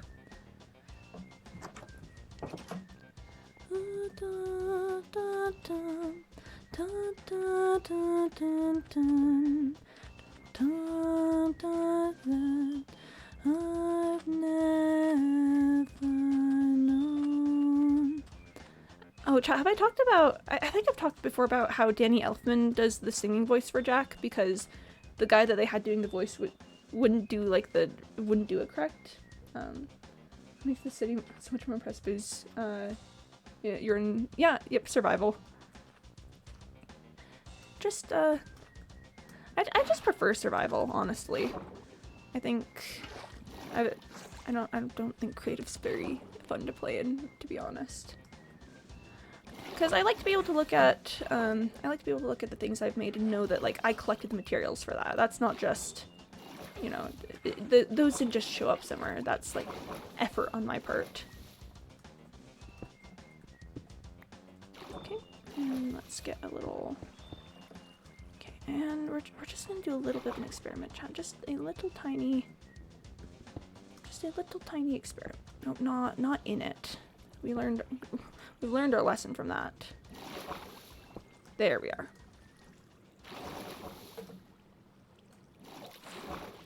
There we go. I'm doing the Christmas time because if I want it in survival, I should have already started. Oh, that's fair, because... Yeah, because it does take quite a long time to build in survival. That is the downside to it. It's like, well, chat, it's like the animation downsides. It just takes longer to do things in survival as opposed to creative, but it can be more impressive in some ways. Joe Mama, yep. Joe Mama, Sai. You got it. You got it. Here, let's go to my house and see how that looks. Oh, okay, there we are. That might be the effect. Oh, come on! May have to be in creative. I mean, creative or survival, I'm sure it'll be impressive. I've seen some of the stuff that you've built and it's really cool. You've got such a sense for, you know, giving depth to builds, and I think that's very, I don't know, it's so cool. Because I do a lot of, like, building stuff, but there's not a lot of depth to it. It's just kind of mostly basic block shapes. But, I like the way that you've, the builds I've seen that you've done have, like, messed with the creation of space. Okay, so chat, I'm thinking I kind of like that. Look at Joe, he's side-eyeing the house. Just giving us a little tiny glare. One thing I struggled with before is details on builds. Yeah, that's the thing. Details are hard. Details are kind of difficult. Details are like, oh, what am I supposed to do with that? That's my struggle. I want to, like, add more details to my house, but it's effort and time. But yeah. Aw. I like seeing you guys be friends in chat. That's my favorite thing. I just like seeing people interact and be like, hey, and I'm like, hey. I may need to add another one there, maybe not. We'll see. Sorry. Sorry, I got distracted by roof building. Joe. He's just standing there, menacingly. I want it to be nighttime again. I want to see how it is at nighttime, but if it's nighttime, then we won't. Oh. Maybe let's get started on some of the other work for Joe. We gotta give him a head, like the top of his head and the bottom. I think we're gonna start with maybe the top of his head. No, we're gonna start with the bottom of his head. I was thinking maybe the top because I was like, because then I wouldn't have to worry about how it would connect to the rest of the build. Just relaxing before I go back to work. Oh, we love a relaxing day. I like just relaxing times. But I realized if I put the top on, I'd have to put torches in. And so we're gonna work on the bottom just a little bit. Honestly, just a little tiny bit, because I'm gonna need so many more bone blocks. Okay, so the thing about the bottom, chat, is that it is going to be on the side so that it gives us the smooth texture to match the rest of it. We won't be able to help it like with the top and the you know, the things on top, but yeah. More fun stuff. I do school. You do school, Cyborg. You do for sure do school. Definitely. Remember, stay in school. Don't drop out. So I do mind that running joke, because I feel like you haven't given me a lot of signs that you're actually going to drop out. I was in college for like a year, but wasn't for me. Yo, the being in college for a bit and then struggling with it gang.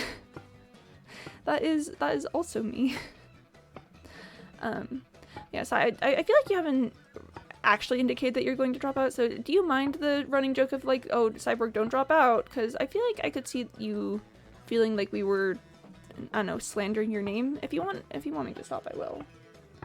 Oh, hey, Cy, you want to handle that? Stay in school, be fit, and keep taking cool photos. Well, we've got Point Blank's advice here to stay in school. Hi, Point Blank. Yeah, no dropping out, please. Oh, Cy, can you handle that? If you're at school, then I can just take care of it. Why do I not have mod controls open? Hold on. That's weird. Hold on. Show mod icons. Yes, of course show mod icons. That's weird. Okay, yep, just gonna... Whoop. There we go. Yeah, so I was like, you want to take care of this? And then I realized if you're at school, you probably cannot take care of it. But hi, Point Blank. Hello. Oh, Point Blank, have you seen Joe? Have you met Joe yet? Are you aware of the existence of Joe? Yeah, no dropping out, Sai. Unless you're dropping out of college, like me. Technically, I haven't dropped out of college yet. Stay in school? Good. That's good. I was that Joe Mama trap I'm about to fall into. Well, after a fashion, I'd love to see Joe. Okay, give me just a second to finish laying this last little bit, and okay, you'll see. I've messed up, but that gives us a great opportunity to introduce Point Blank to Joe. All right, here we go. Ready? Point Blank, I would like to introduce you to Joe Mama. His literal legal name, actual literal legal name is Joe Mama. And he's very pleased to meet you. Oh, college is a very different story for dropping out as compared to high school. You got dropped into Joe Mama punchline. Well, it wasn't your fault, Point Blank. It was Rice Kitty who named Joe yesterday. He has such beautiful eyes. Yeah. Is this lore? Okay. Is this lore? My first instinct is to say no, but at the same time, having a giant skeleton show up outside of your city and decide to just ominously hover over everything does kind of feel a bit... I mean, chat, so that's... The question is if we want to run a little Halloween side story. I'll pay 2 USD to take photos with Joe. He's a tourist trap. He's a landmark for people to come take photos with. Maybe holiday break from lore. So, okay, Joe's lore? Maybe. Joe Mama in lore? I mean, what can I say? Joe is... Okay, so chat, here's actually my thoughts with that. So we've been slowing the whole plot stuff down a bit because because it takes just a bit more preparation work recently. But honestly, with all the stuff I've been doing for like Halloween decorating, I wouldn't be surprised if if Joe actually is lore stuff. Joe Mom's certified New Stunk City tourist trap. Yeah, so I'm thinking maybe a side story thing, like an October special, where, so chat, here's my thought process. Yes, I was kind of thinking of a backstory for Joe while we've been building. That's fine. Don't worry about it. Shh. My brain constantly just jumps to however we can make this, you know, story-wise. Okay, but, so chat, here's my thought process. Joe Mama, this skeleton boy, just kind of showed up one day out of the blue. Just kind of appears, like, you know, one day we're just out here living our best lives in the city, you know, exploiting the working class, you know, being a corrupt political entity. Then all of a sudden, bam, there's a skeleton just outside of the city. If we do, okay, chat, if we make this lore, if we make this a side story, I think I am gonna have to go through with making the actual, like, full Joe body, with, like, the arms reaching over the walls and everything. So Joe just kind of shows up, and we're not sure what he wants. Joe's just here to look for milk and calcium. I mean, if he's made entirely out of bones, he may need more milk and calcium than the rest of us. You never know. So Joe just shows up out of nowhere one day. It's like one day there wasn't a giant skeleton outside of town. The next day there's certainly a giant skeleton outside of town. And you know, me being the mayor, being like the political entity of the place, it's probably my job to deal with that, with this giant skeleton boy just staring at town. He's just staring at us. Just look at that. Look at his eyes. He is looking at me right now. He is well aware of what he's doing. Does Joe have a theme song? Oh, I hope Joe has a theme song. Maybe I should look for one for him. Maybe I should find Joe a theme song. Oh, there's an Ender friend down there. So Joe just kind of shows up. At that point, it would probably be the mayor's job to, like, figure out, what is Joe doing here? Why has he just parked himself outside of the city and has given us no indication of what he wants? Joe's best boy. Here, I'm gonna sleep. I know Joe at nighttime is the best Joe. Like, cause look at his glowing red eyes. That is a quality skeleton boy. But, so the story with Joe would probably be then, some sort of, like, negotiating with a political entity kind of vibe, you know, where it's like, oh, we've got this hostile force outside of the city that we're trying to figure out how to deal with. Oh, really? Who is it? Some sort of like invaders or something? No, it's a giant skeleton. Like, can you imagine? Oh, Creeper's getting a bit too close for comfort. Bop. Bop. Can Joe please say Joe with Santa hat? Joe just becomes like a resident of the town. Joe just becomes like a permanent fixture of the place. Oh, chat, I was planning on taking Joe down after Halloween, but you're kinda suggesting some pretty funny stuff. And you know what, you know how I feel about the comedy. I don't want to make a decision now because I might, you know, get to later and be like, no, I just can't have Joe stay, but I will say I will consider having Joe stick around. I saw a creeper around here. It probably despawned. Just Joe with Santa hat for Christmas. Oh boy, that would certainly be something, wouldn't it? I mean, your Nightmare Before Christmas fan? Oh, heck, you're right! Oh, you're so right! Joe with a simple head, but with amazingly detailed pecs and biceps.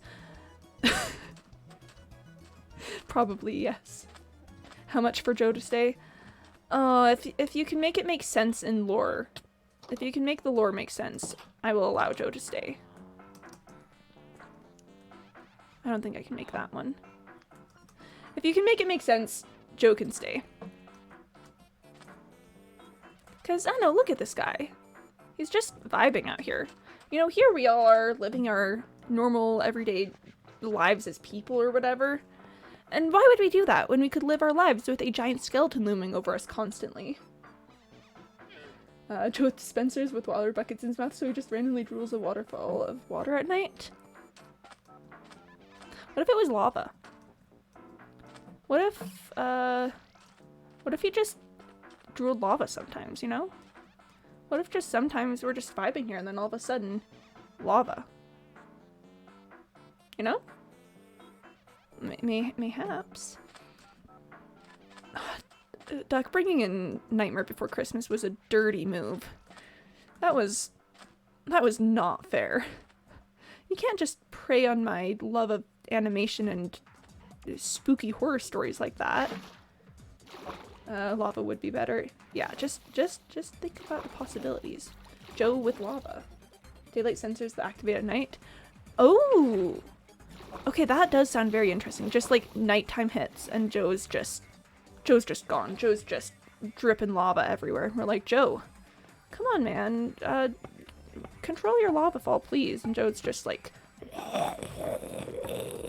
And we're like, okay, Joe, like, understandable, but like, you know, as part of the agreement, you've gotta... Joe, you know that as part of the agreement, you can't be just dripping lava all over the place. You gotta keep it to a confined area. Imagine... Imagine that, oh gosh, the times people just adapt to having a giant skeleton nearby, so we've just got like, I know, drool collection pools here for him. Admittedly, chat, that would be very funny. That'd be really, really funny. Oh, you guys are good at this. You guys are very, very good at this. God, if Joe joins the CSMP, you can take him down, but you have to rebuild him perfectly first. Oh, that's that.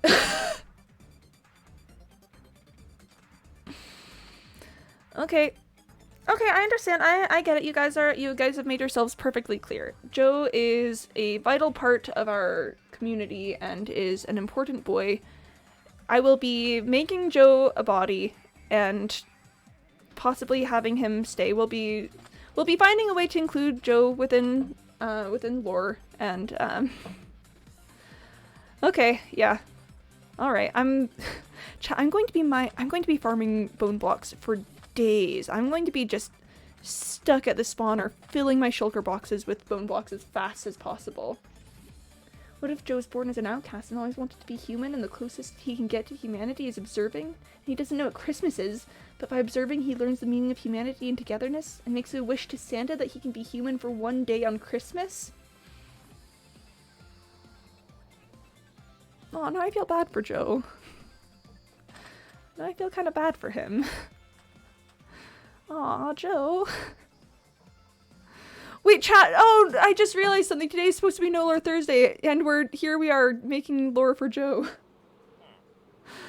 Oh, okay. Alright.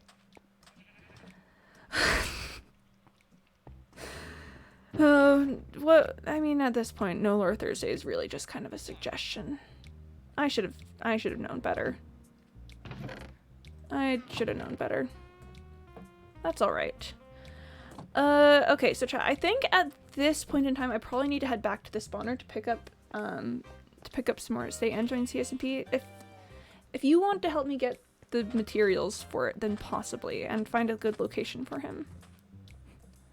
At this point, I think we need more bones. We aren't doing lore, we're just making lore. Oh, okay, I guess that is different, admittedly. Making lore is a very different thought process than doing lore. Doing lore involves acting and stuff. So I just want to get I want to get a far away view. I want to go a distance and see how he looks. Aw, chat, just Joe hovering menacingly over the town, my beloved. Okay, what I gotta do... Because chat, really didn't want to like have to find a way to tilt his head or anything.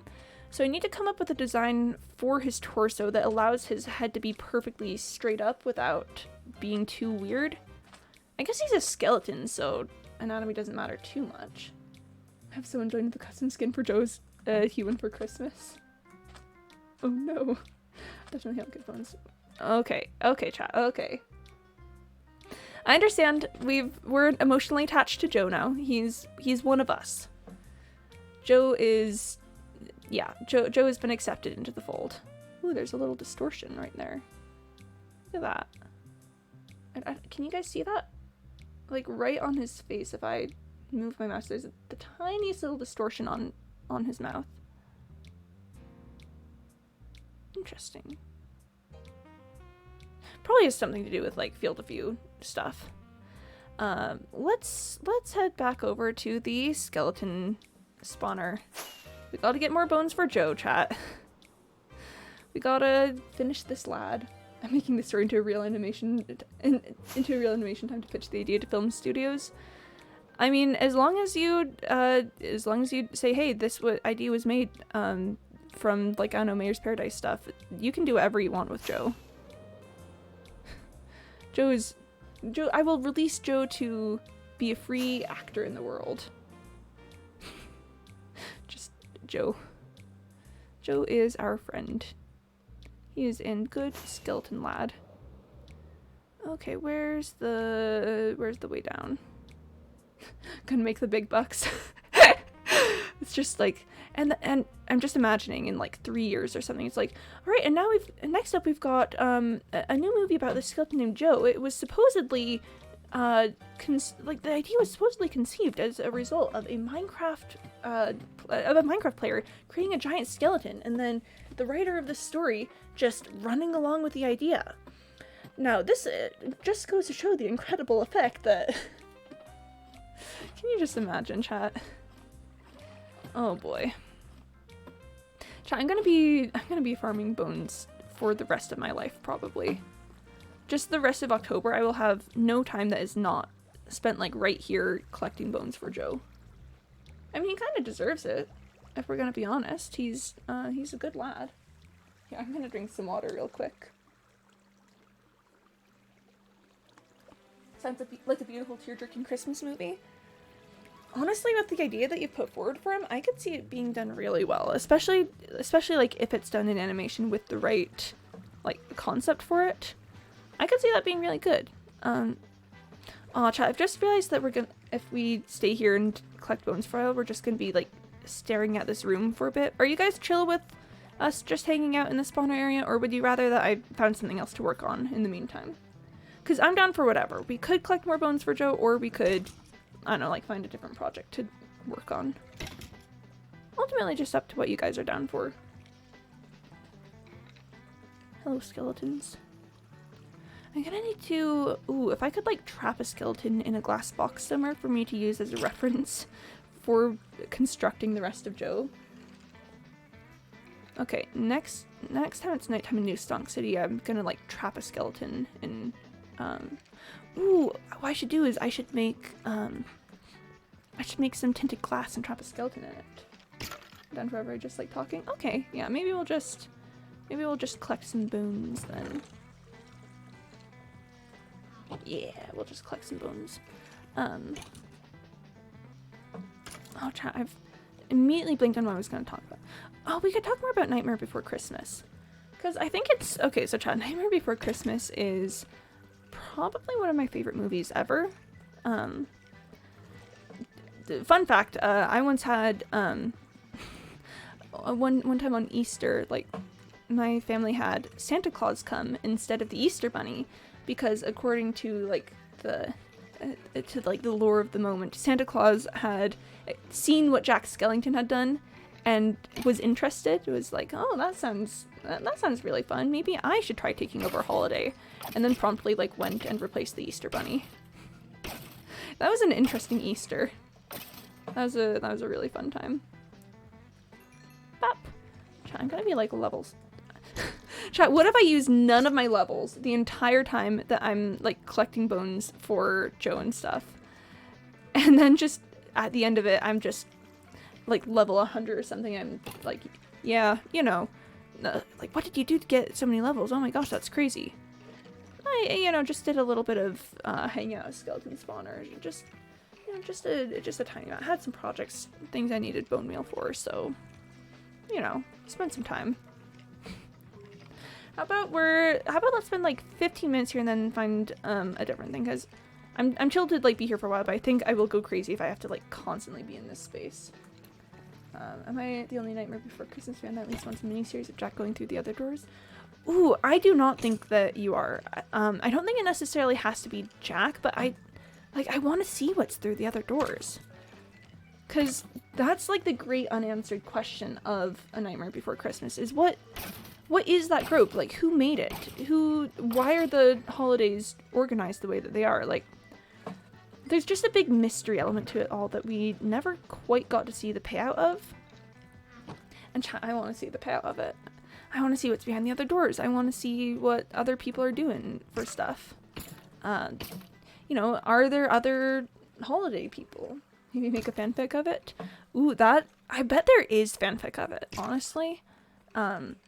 Because, first of all, chat, I'm very fanfic supportive. I just, like, want to let you guys know. If you like fanfic, you don't need to be afraid of me. I'm very pro fanfic, but I can imagine that someone's made some stories about what's behind the other doors of Nightmare Before Christmas.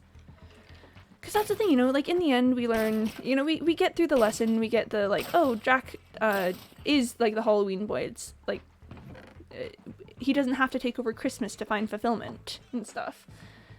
But we never learn more about the doors and what's behind them. Like, we know that the trick-or-treaters went to the Easter door, but what was behind the Easter door? Was there, I don't know, do people sing songs behind the Easter door like they do behind the Halloween doors and the Christmas doors? Like, you never know. It's just, there's so much that it can be uncovered about that, I guess, is the words I'm looking for. So many just, what is it?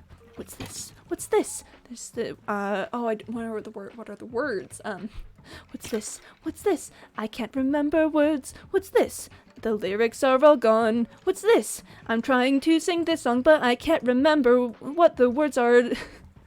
And also I can't remember the tune now. Chat, have I ever done that for you guys? Just like taken a song tune and made like new words for it, because that's like one of my party tricks that I'll do sometimes is with the Thanksgiving door be Native Americans and Pilgrims. Oh, that sounds like a rough door to be behind. So chat, one of my party tricks is like grabbing random song tunes and then just like making up other songs to them. Like I once made a whole Mr. Brightside parody about Charles Darwin. Just because, you know, what happened was I saw that meme that was like, it was only a fish, how did it end up like this? And then it was evolution. And then Charles Darwin happened. Because I'm Charles Darwin. Yeah. But I don't think I've really done it, like, for you guys ever. What's this? That's right. Have I possibly gone batty? What's this? What's this? What's this? And look, there's nothing underneath. Sorry, chat. I know I'm just going off on the Nightmare Before Christmas tangent, but personally, I think that the Nightmare Before Christmas deserves to be a tangent. Native Americans and Pilgrims and Happy State, like what we thought in elementary school. Yeah, you gotta hope. You gotta hope. Oh, chat, I remember learning about all the things in elementary school and it was like, and then, you know, like the Pilgrims did this, but they didn't listen to the Native Americans, and then they had struggles, and I was like, what? Just listen to them. Like, what the heck? Stop giving them diseases. That was, little Quimby was a bit of a hellraiser. But, aw, man. You gotta love the, you know, elementary school depictions of serious topics. You know, it's an awful time for Native Americans. It was! yeah. I mean, I generally try to, like, not discuss subjects I don't feel like I have jurisdiction to talk about, but I feel like we can talk about the way that elementary schools distorted a lot of visions, a lot of history, I'd say, is rather distorted by by elementary school depictions of it. It's like they wanted us to know, but they didn't want us to know that it was terrible, and that's led to some things for sure. Ooh, that was fun. So attention got grabbed by a thing. But yeah, oh gosh. And then it's fun when you reach like high school history stuff and they're like, oh yeah, and then you know, massive populations of Native Americans were destroyed by the diseases that the settlers brought because it was bad. Just gonna say Christopher Columbus was an idiot. Christopher Columbus was an absolutely terrible man who does not deserve the reverie that we've given him. Just oof. Christopher Columbus makes me so mad. He makes me angry.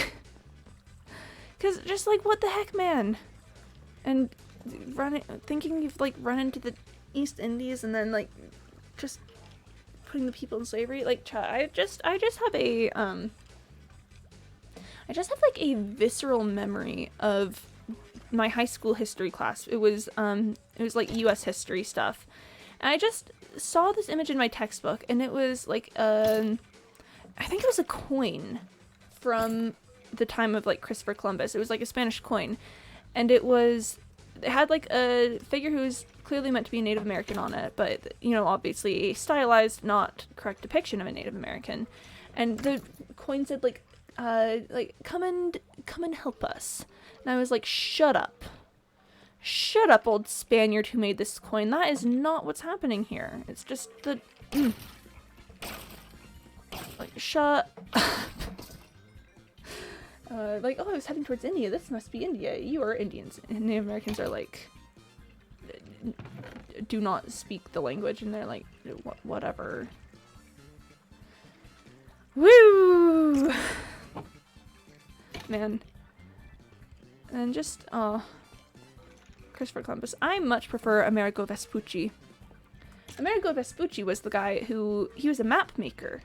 And he just had the thought like, hey, this is probably actually a new continent. This is probably not the Indies.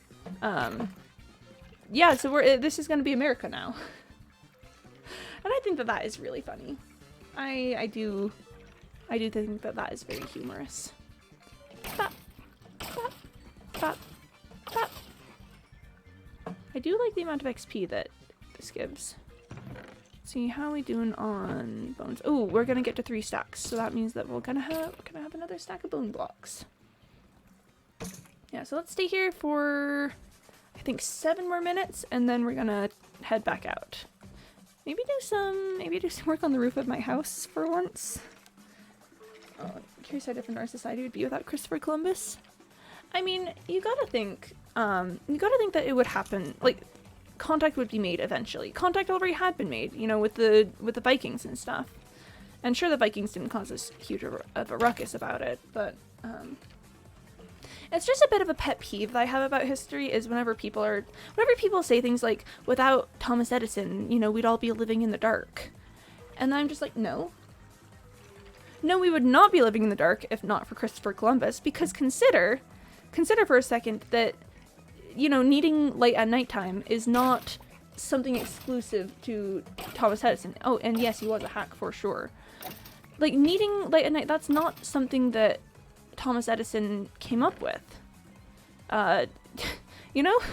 That's, oh my gosh, it's dark and people need light. That's something that so many people already had the idea. So many people would have had that idea. The invention of the light bulb is not just the creation of one man. It's not the creation of one man, and it should not be treated as thus. He stole people's ideas. He did steal people's ideas, and he electrocuted animals to make people think that Nikola Tesla's work was bad. And Nikola Tesla has his own problems, but at least he didn't electrocute animals. You know? But just when people like look at history like that and are like, you know, without this one person, things would not be the way that they are. No. No, that's just absolutely incorrect. Like, if Christopher Columbus hadn't been the one to make contact with the Americas, someone else would have. If Thomas Edison hadn't made a light bulb, someone else would have. Someone else did. Someone else, like, I don't know, would have gotten popular with it. It's just, so often we view history as black and white. Like, the way that happened is the way that it must have happened, and if it didn't happen this way, then it couldn't have happened, like, really at all. And that's just so patently false. Like, the thing I don't like about that, I guess, is it takes away people's autonomy as, like, people who take action in history. Because if you think about it, there's so many different ways that history could have gone.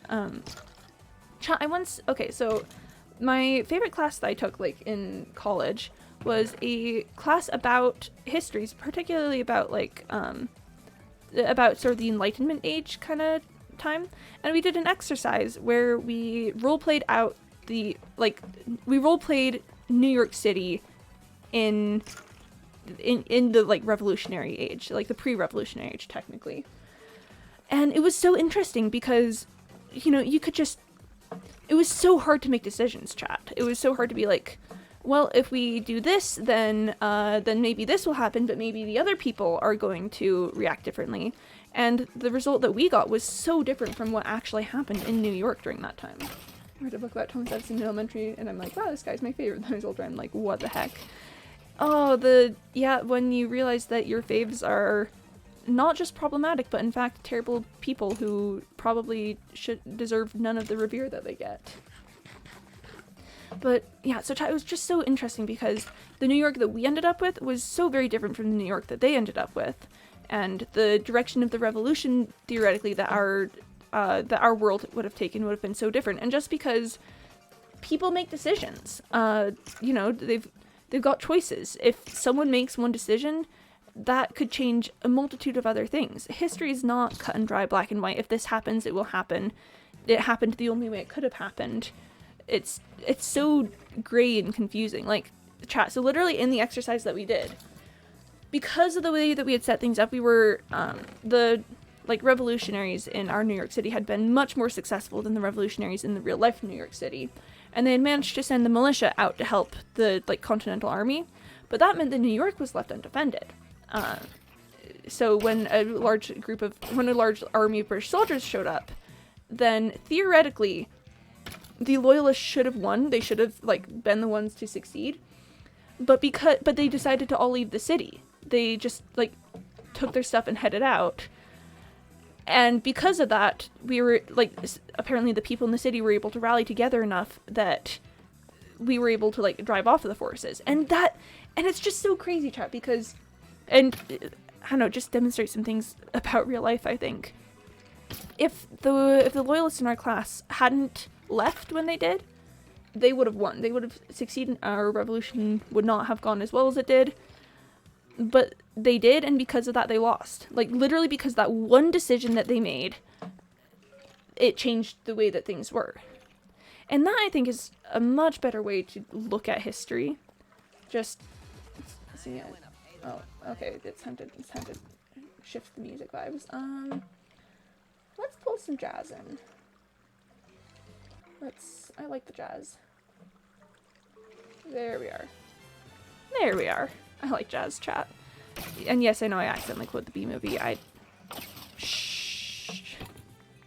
But yeah, chat, just the way that history can be so different. You're very knowledgeable. Oh, thank you. I think it's less that I'm knowledgeable and more that I'm a hecking nerd. Especially about history. I'm a big history person. It goes back to my obsession with storytelling, chat. Oh boy, that all got messed up. Hold on, there we go. So it goes back to my obsession with storytelling, and what is history if not the stories of people and humanity? And so that's probably where it all comes from. I just learned a lot about history because I like learning the stories of the people who came before us.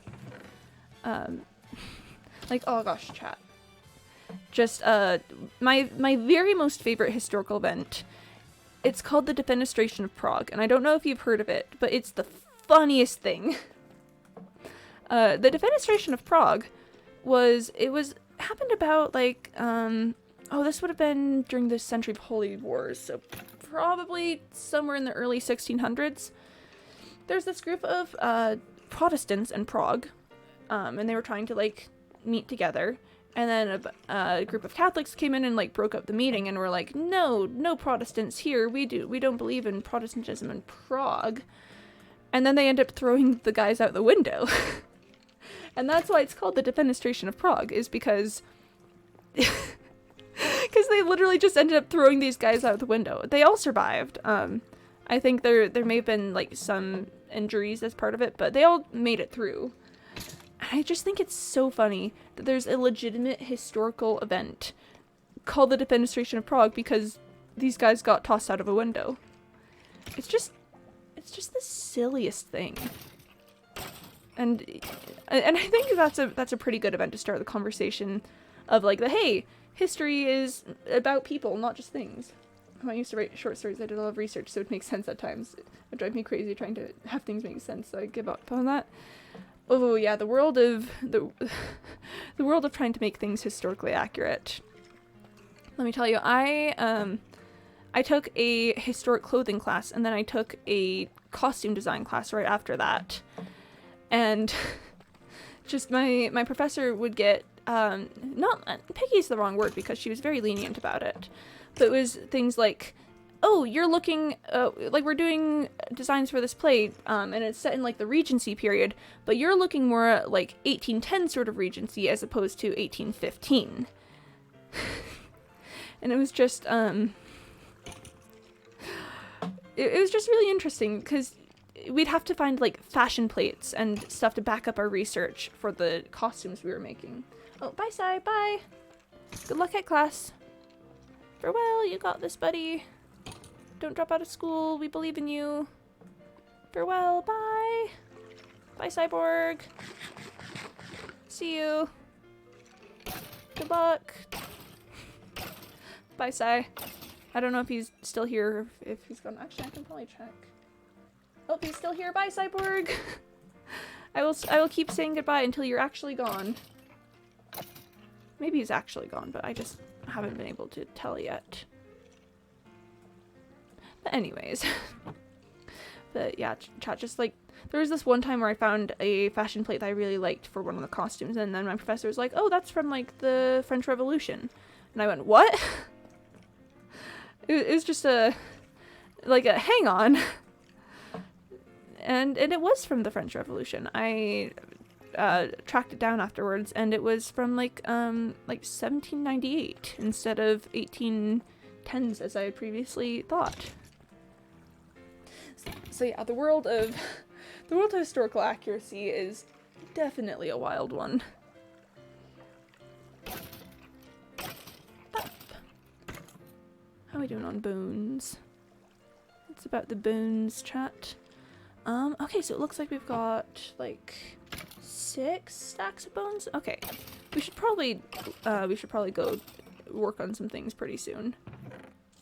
So yeah, let's just go ahead and pick these right up. Pop. And you know what? While we're here, let's just turn these into bone slots. Let's just go ahead and take care of that. But I bet future-based costumes might be a little challenging. I mean, there's reference points, but then it's not about being historically accurate anymore. It's about originality, so you're not copying someone else's futurist costumes. Yeah, no, that is definitely something that you got to think about a lot when designing like anything futuristic. Is like, wait, hang on just a second. This is very different. Because there's ways to kind of predict how fashion will go, but then it's a matter of like, how do you make it feel like this is where fashion is going to go? How can you make people look at this and think, ah, yes, this is the future. This is not just some costume designer coming up with something. It's definitely a balancing act there.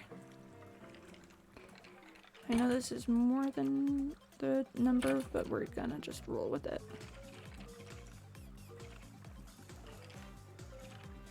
We're just gonna roll with it. Okay, there we are. We've got our 2 stacks of bone blocks. Because I don't know, one of the biggest things about something like costume design is oftentimes most people watching won't actually care about the accuracy of the costumes.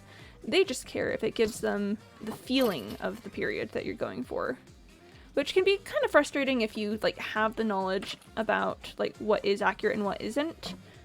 But I mean, if you're just a normal audience member, then you're not going to care if that style of trim doesn't come into fashion until 5 years after the play is set. You're just gonna look at something and say, oh yeah, that kind of looks like the period that they're going for. That looks correct, I guess. So, but for people who know, it will drive them crazy.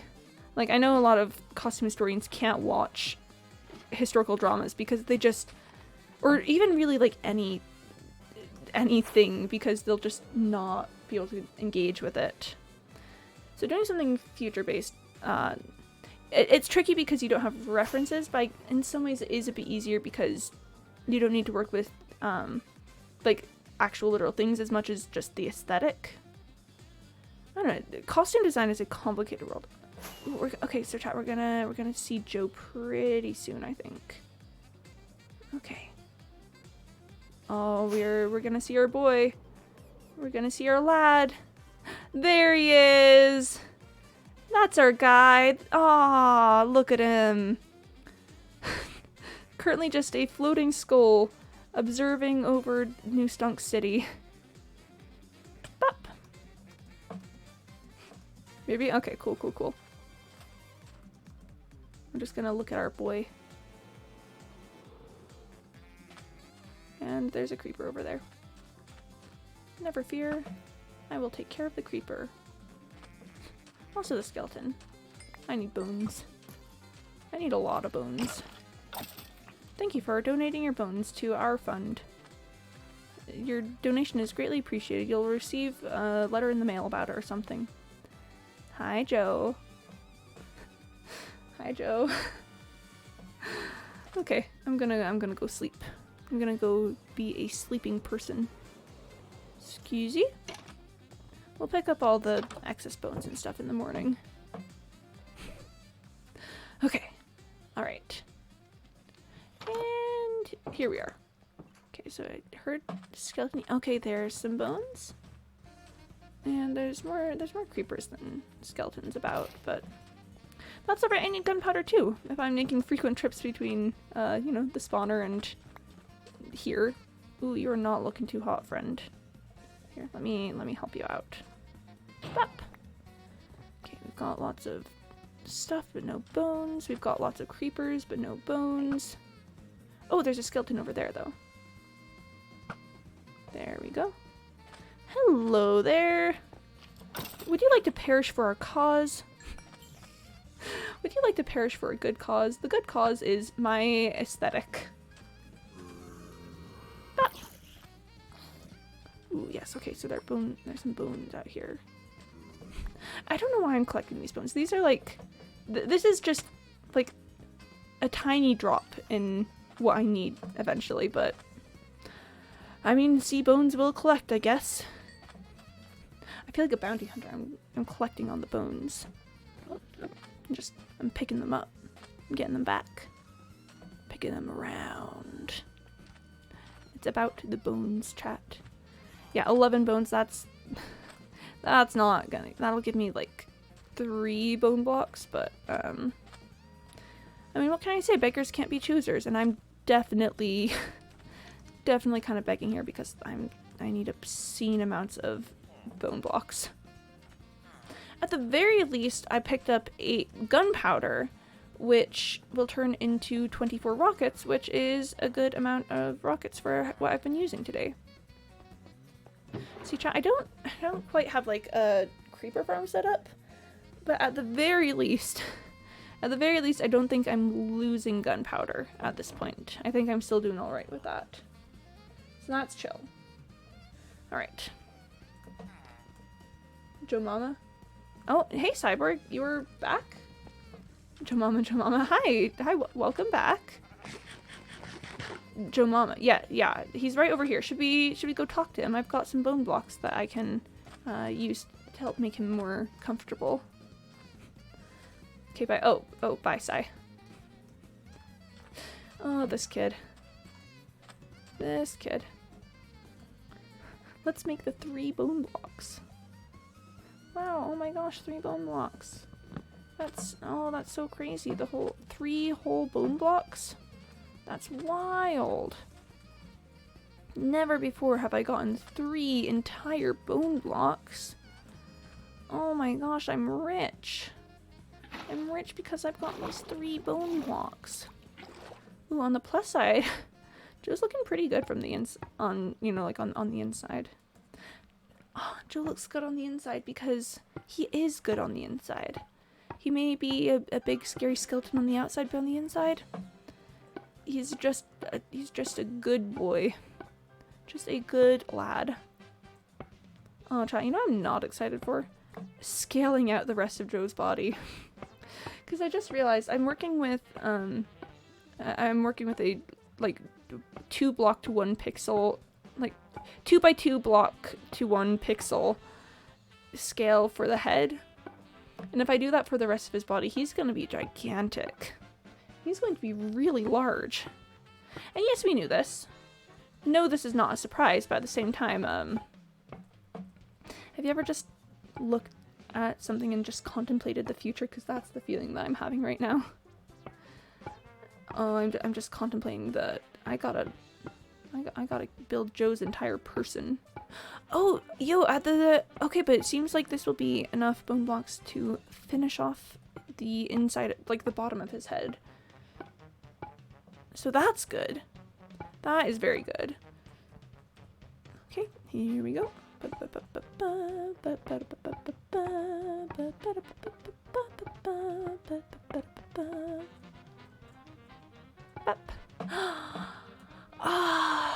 This kind of feels a bit like a prison.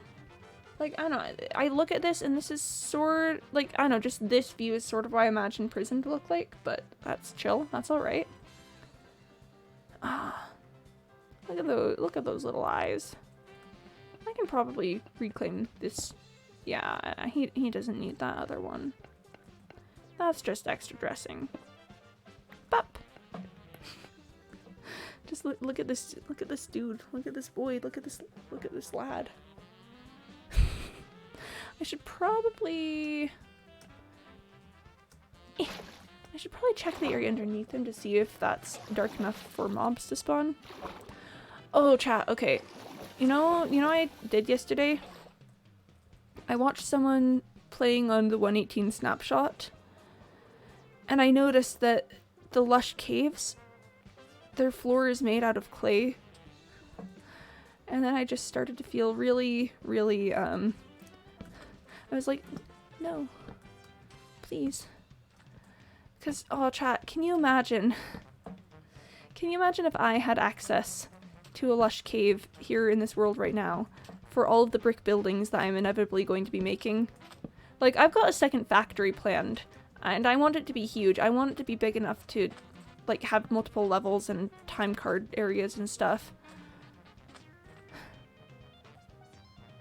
Oh, I forgot about that. Let's go talk to this wandering trader. Pew! Excuse me. Do you have anything I want? I do want the tropical fish. Okay. And yes, it's for kind of a bad reason, but listen, chat. How am I ever going to breed axolotls if I'm emotionally attached to the fish that I'm feeding them? I personally think it's alright for me to just, actually I only need 1. I'll pick up 2 just in case. Because I realized that last time I only got 2, I messed one of them up and then had to... Yeah, okay. Yeah, no. Let's go get some... If I'm emotionally attached to the tropical fish, then however am I going to, you know, feed them to my boys, to my axolotl friends? Okay. I was gonna try and go in, like, on the level there, but then I realized that would be a bad plan. Let's go talk to the axolotls. Okay. Oh, hello. Oh, hello. Here, why don't we come into the water? I need to find the deputy mayor. Okay. Deputy Mayor Ambystoma. And Mrs. Ambystoma. Okay. And where's Mrs. Ambystoma? Mrs. Ambystoma, come here.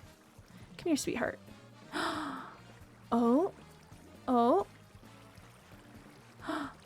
Oh, there's a little one!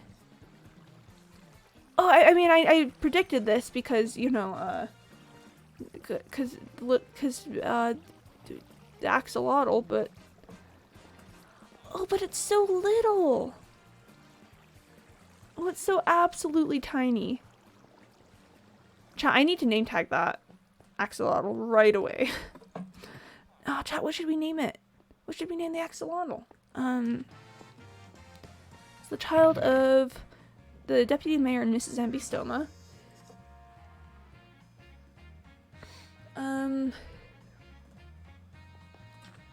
I'm sorry, just, that's all. That's all. Okay, child of the deputy mayor and Mrs. Ambystoma. That feels like a Susan. Susan Ambystoma. Oh, chat. Because the Ambystomas have a lot of adopted children, but this is their first, like, biological child. And so I want to make sure that the Ambystoma is in the name. More for my sake than for any other reason. Like they are all the Ambystoma's kids, but just... Susan Ambystoma.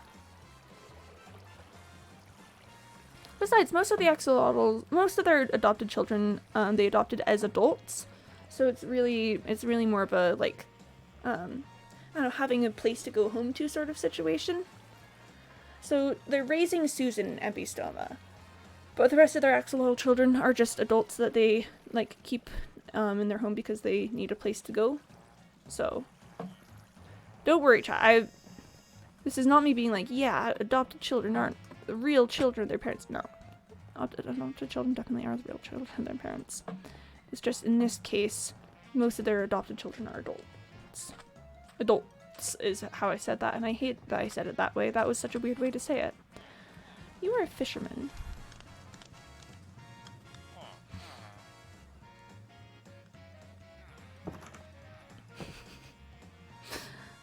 Ooh, I could, if I wanted to, I could probably make, I could make a portion of chat cry with there being a fisherman here. I'm gonna be nice. I'm not gonna pull anything with there being a fisherman here, but, just know that I'm being benevolent. Here, I'm gonna drink some water.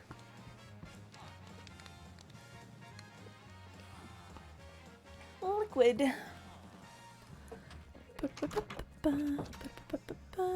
Oh, Joe's looking fantastic as ever.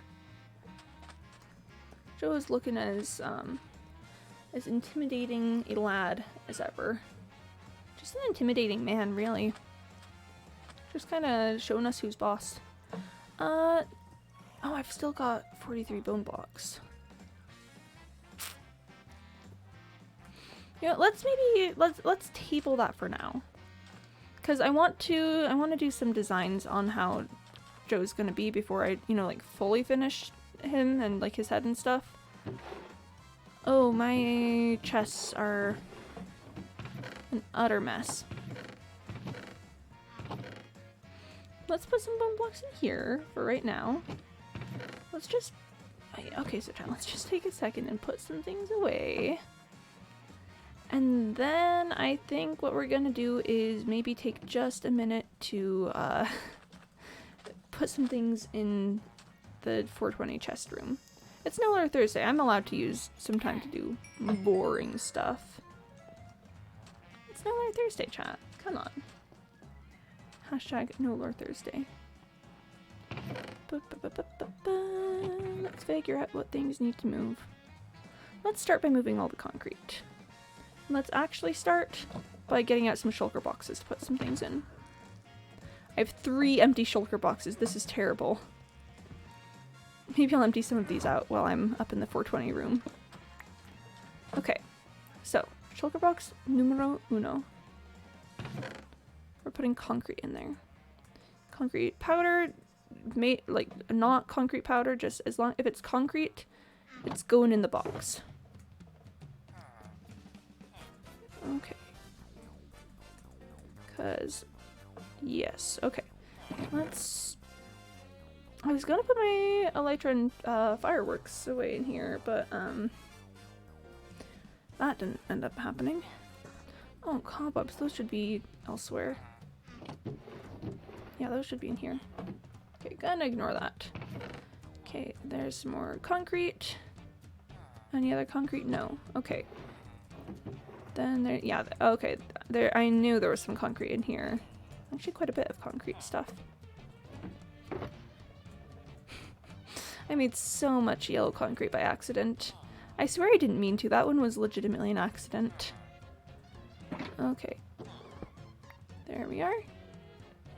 Okay, so we've got 1 shulker box with that. Then another shulker box I want to fill with netherrack. Because I kind of went crazy on a mining expedition one time and just picked up huge amounts of netherrack. And it's haunted me ever since. I just find it everywhere. So let's just clear our space a bit. You know? Get some good distance from the netherrack. Listen, one day we'll probably be able to interact and be friends again, but this is not that moment. I need some space. I need some time. Okay, I know where the rest of the netherrack is. It's out here. What did I tell you? Rest of the netherrack right out there. That is chill. That is alright. I will deal with that. There's just so many. Oh, that's where I've been keeping my glowstone. That's good knowledge to have.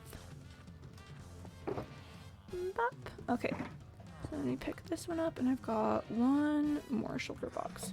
This one we're actually going to place out here. Chat, I'm just putting all the netherrack away.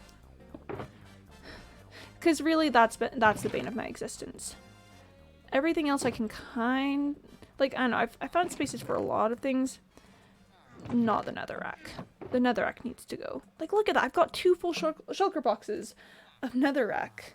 What was I thinking? Well, anyways, let's go. Let's make our way to the 420 chest room. Let's pick up a sign to put on the 420 chest room.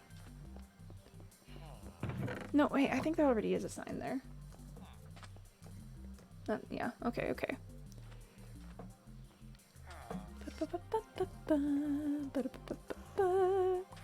Spooky, scary skeletons put shivers down your spine. Man,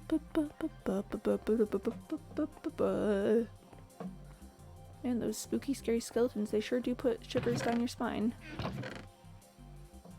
Okay, I knew I had something going on there. I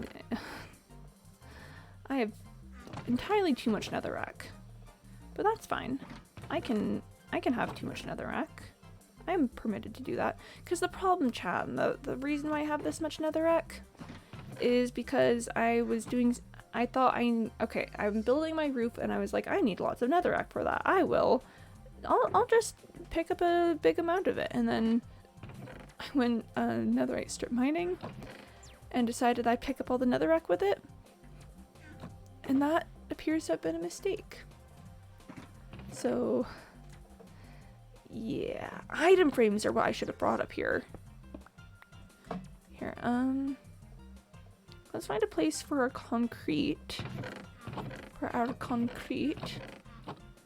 Let's put it right there. Pop. Just gonna throw as many things in my inventory as possible. Okay, I will sort this all eventually. I say I'll sort it all eventually, but chat, we know that that'll be a long time, if ever, in coming. So let's just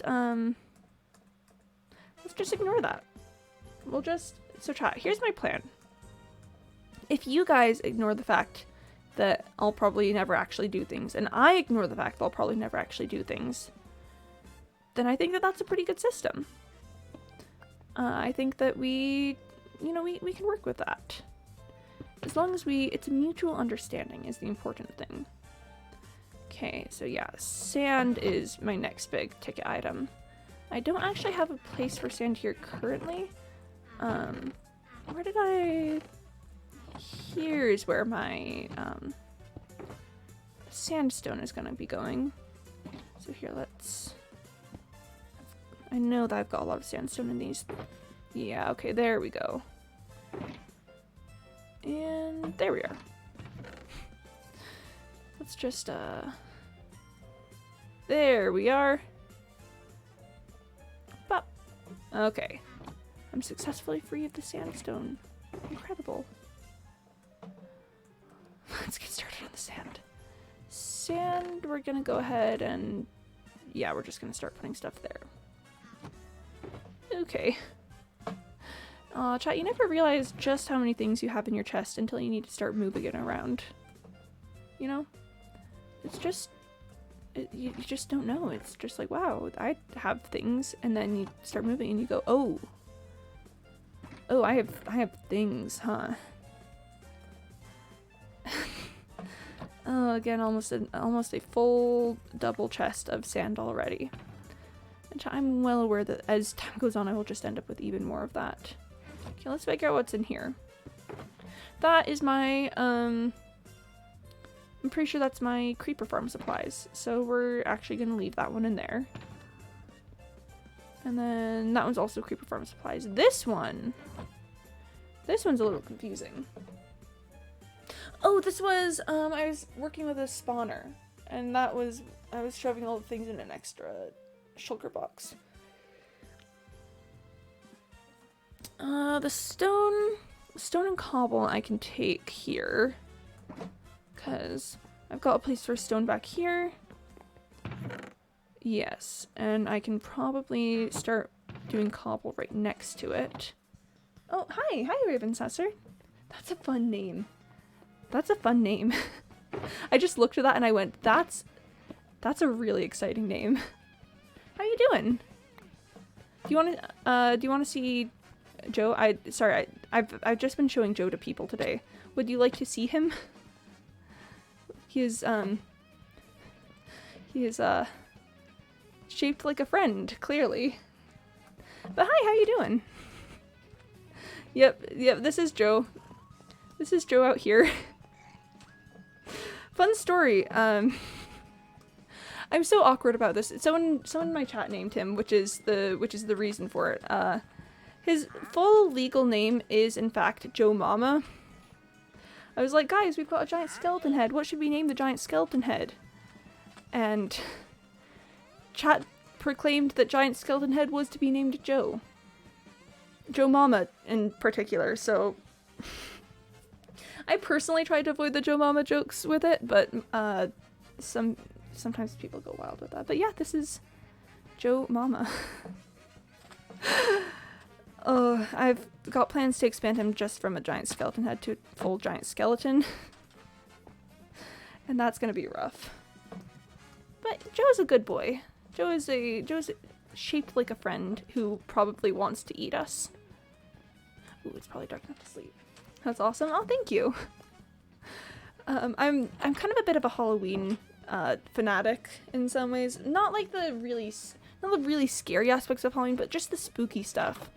I go really hard on, so you may be able to tell from the state of my city that we're in a bit of a Halloween moment. I am too. Hey! Always a pleasure to meet another Halloween person. Oh, thank you for following. Yeah, always happy to meet another just Halloween fanatic. I've got a lot of pumpkin seeds around here. There we are. So I'm currently taking a second to sort my inventory, and my chests are kind of a mess, so I was taking a sec on that, but gosh, Halloween is just the best holiday. It is just the absolute greatest, and I will never be swayed on that ever. You can't change my mind because I'm not wrong. But yeah, Halloween is just ideal. What's your favorite aspect of Halloween? I love the costume and seeing kids be kids. Yes! Like, okay, so the costumes is my favorite aspect of Halloween. I like how just everyone's like, yeah, sure, just dress up, go crazy, go wild. And I'm like, I will dress up and go crazy and go wild. Thank you for asking. And then, you're right, just seeing the kids enjoy themselves is a really fun part of that. Just says I'm still sick, knocked out for it. Aw. Yeah, good to have you back, Mr. Maluk. I'm sorry that you're still sick. But yeah, so Mr. Maluk, while you were not aware, I guess, we moved Joe's head from like right here to back there, because then it looks more like he's looming over the village trying to eat us all. My goal for Joe, did I already cook pork chops? I did. Okay. My goal for Joe is I want him to, okay, I'm really excited about my plans for Joe. Some people earlier convinced me that I should, go, because I was like, oh man, I'm considering making him a full thing, but I'm not too sure because it'd be a huge project. But then, you know, people convinced me they got it. So what he's gonna be, what his whole spiel is gonna happen. I was forced to grow up super early on, so seeing little kids just act their age makes me feel like I'm a kid again. Aww. Yeah, oof. I've got more to say on that in just a sec. I love the spooky vibes of Halloween. I enjoy creepy and paranormal stories, and Halloween brings a lot of those to the forefront. Yeah. Oh, yeah, just the spooky paranormal stuff. I definitely get the, like, seeing, like, little kids act their age thing. That, yeah. There's just some things in this world where it's like, wow, I maybe should not have been, I don't know, thinking or dealing with that sooner. And just having a holiday like Halloween where it's just okay to let go of that for a second is very comforting. So, yeah. That is definitely probably an aspect of Halloween that I like. Because it's okay to just eat lots of candy and be crazy and wild and wear costumes and stuff. And that's honestly fantastic. But, okay, so plans for Joe. I'm bad at staying on topic. So I want Joe, he's gonna have like I want him to be like leaning against the mountain. So he's gonna have his head here and like a torso going down, and he's gonna like have his legs going out. His arms are gonna be like reaching across the mountain, so it's gonna be like going around over to here. And building a hand would probably be a nightmare, but who knows, we might go for it. Who knows? It's gonna be a stretch anyway, going for giant skeleton boy. I'm gonna be grinding for bones for hours. And then other arm is gonna be like here, coming around the mountain, resting over the top, like reaching out over towards this way. Basically just like big skeleton boy. I've just noticed a mistake. That one right there. It's off. It's off. That is incorrect placement. Hold on, let's water bucket our way over there. Okay, come here. It's a delicate operation, chat. We gotta be super careful. And it's gone inside, hasn't it? We've gotta be super careful. Okay. Okay, ready? Sometimes I can focus and do it. Oh, come on. Let me in. Let me in. Okay, heck it. We're just going in normally.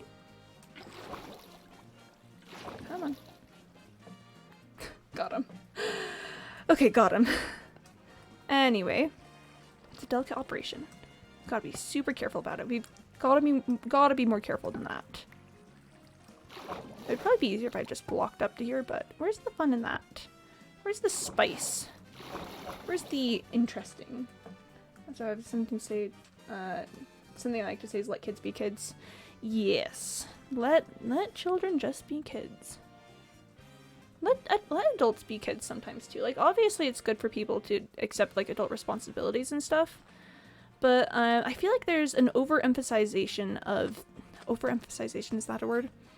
Overemphasizing of like the adult responsibilities. Like, it's, you gotta like grow up and like leave all the kid stuff behind and no longer be just, I don't know, kid stuff is no longer allowed for adults. And I don't know, I'm not the hugest fan of that. I feel like if I like eating fruit snacks, let me eat fruit snacks. I don't care that they were made for kids, just let me eat fruit snacks. I want to see the teens that didn't get to be kids. Yeah. Just let them take a second to not have to worry about life and things. That's not a word it is now. Overemphasization. Yeah, that's a word now. I put my elytra away and now I'm regretting it. I want to make sure that the back doesn't have any problems. But yeah, just let people who didn't experience a childhood just have a good time. As the person Ancient of Days of the stream, I love fruit snacks. Yeah, no, so, okay, I was talking about it a bit earlier. There's this phase in time, I feel like, where you just start to feel like you can't participate in that sort of thing. It's like, you can't eat fruit snacks, you can't eat, like, goldfish crackers or anything. Just stuff that's, like, vaguely childish is suddenly illegal as you're growing up. It happens around, like, I'd say middle schoolish generally. But then there just comes a time, like, once you get a little bit older where it starts being like, I don't care anymore. Like, just give me the fruit snacks, please.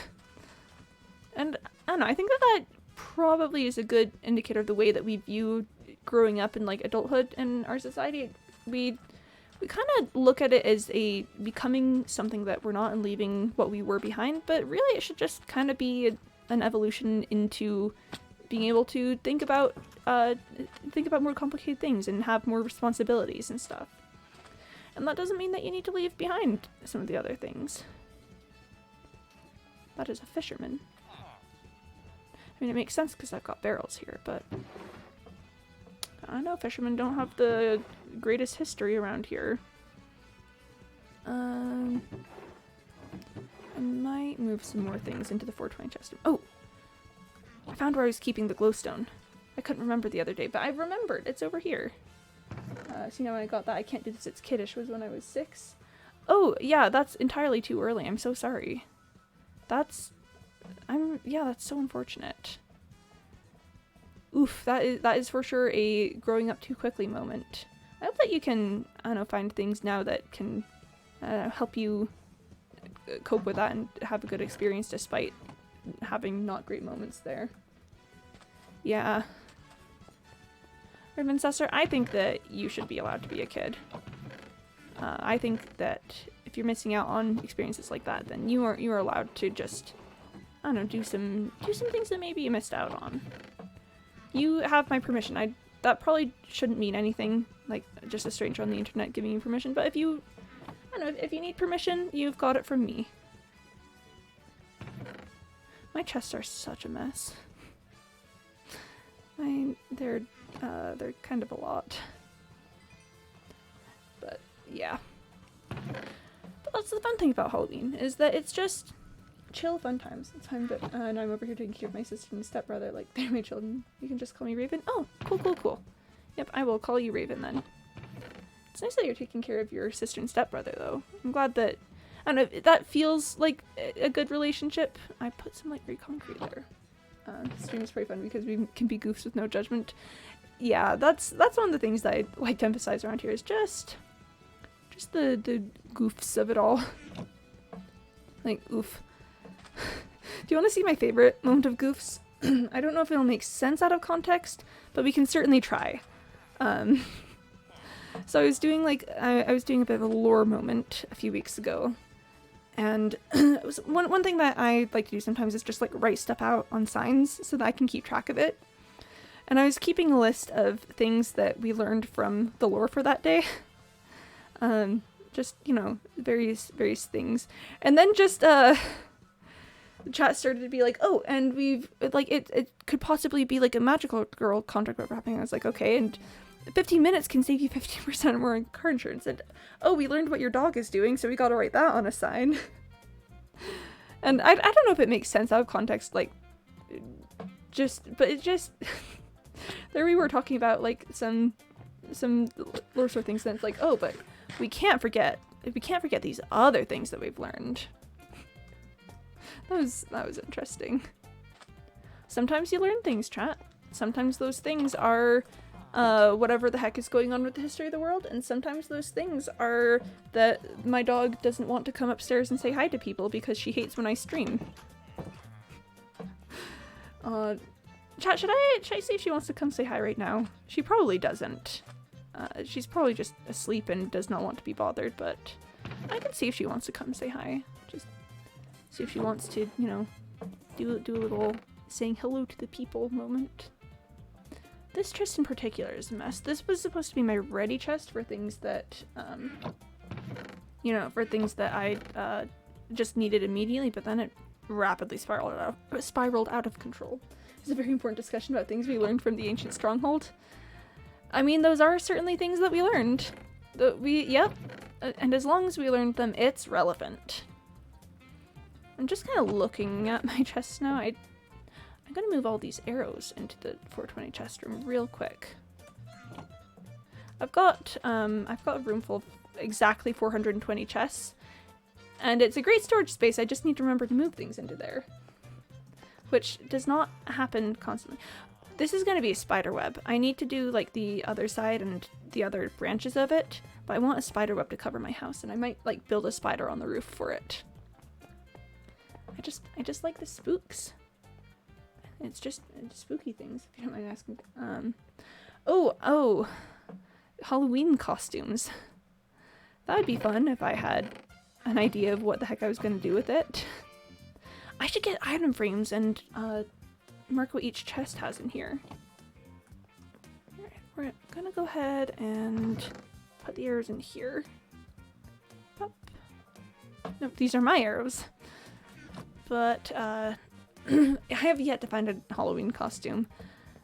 The problem, chat, is that I'm going to be an Arctic fox, doing matching costumes with the siblings. That is precious as heck. Not only like the Arctic fox, but also matching costumes with siblings. That's kind of ideal. Last year, my siblings and I did a big old matching costume things. We were all characters from Sander Sides, and that was really fun. I was Remus because little trash man. Yeah, we love matching sibling costumes.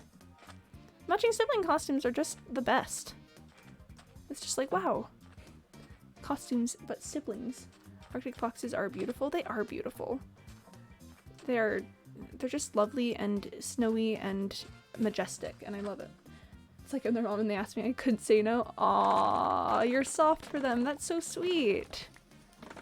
That's so sweet that you're soft for them and will do the costumes.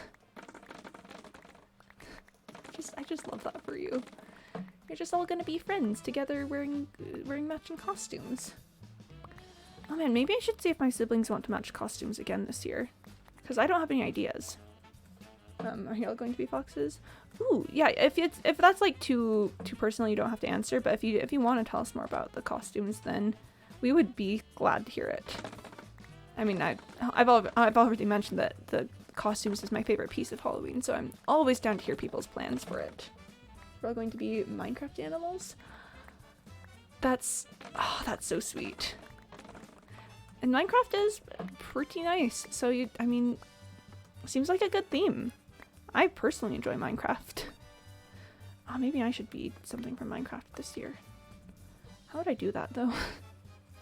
I need 32 more to get it perfect. I just want a lot of sticks. I'm gonna make some item frames.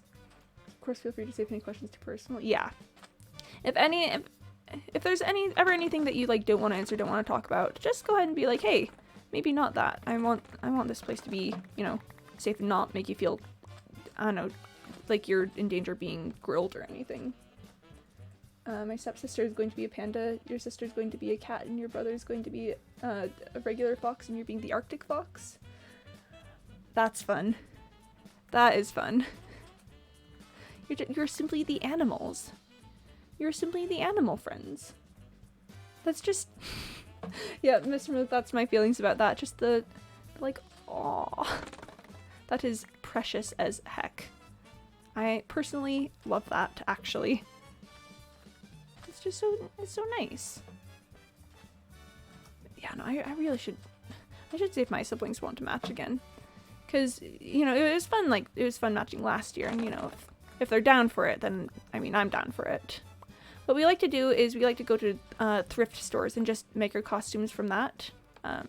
Like, sometimes, you know, we'll have to buy elements. Like, I needed to get, you know, some special costume pieces last year for being a trash man. But for the most part, we just kind of get stuff and then are like, this would make a good costume, and then it's like, yeah, sure, that's a costume. Because it's really more about the fun and the knowledge that you are dressing up than, you know, the quality of the costume necessarily. My wife and I are trying to decide if we want to be Luz and Amity from the Owl House. I can go down a huge rabbit hole about the show. Oh, I also love the Owl House. It is kind of top tier. Kind of very extremely good, but that's so cute. I'm trying to convince myself I can dye my hair. Oh, does it like have to be a hair dye thing, or could you do like a wig? Because if you're not willing to go all the way with that, you could just get like a wig and possibly like dye the wig if it's the wrong color. Just to know, if you're dyeing wigs, you got wigs require like different dye products than stuff, and it depends on if it's like synthetic hair or real hair stuff. But being Amity and Luz does sound absolutely precious. I think that if you guys are in a space where you can do that and you feel comfortable with it, you should absolutely go for it. So I just gotta drop off. Yep, there we are. But just the good costumes. That's just such a fun, I don't know, such a fun, sweet costume idea. I'm just gonna make a whole ton of item frames. I'm gonna need them eventually. Sorry. I need to drink water. That's what that means. Throat just rebelled against me. Here. One sec, guys. Liquid. For me, does just want to dye my hair, so this is a good excuse. On the other hand, you don't if you want to. Oh yeah, classic hair dye conundrum. Okay, do you want to hear my advice about hair stuff? Because I'm very well familiar with like issues on like hair and things. We could use a smart one. Yeah. So my philosophy on like hair and making choices with your hair and stuff is it really is all just a perspective thing. So so for instance, my hair is pretty short. Shorter than, you know, a lot of people in my life normally keep their hair. And going that short was like that was a big deal for me. Making the decision to cut off my hair, because I'd been pretty long before I cut it. And then I just kind of one day went, well, I want to, and hey, if I don't like this, it'll grow out someday. Like, this isn't a forever decision. Hair is really just, at the end of the day, that was the wrong thing. At the end of the day, hair is really just hair. And that's all, you know? It'll grow back. Sure, maybe it'll look weird for a while if you mess with it. But ultimately, it's gonna grow. So if I should go get my sister from school. She's waiting for 10 minutes. Oh, yeah, yep. Bye, Raven. Bye. See you. Go pick up your sister. Yeah, that's important. I'm sorry to keep you. Yep, bye. Lovely meeting you. Have a good day. Oh, goodness. Yep. Bye, Raven. Go. Go, go, go.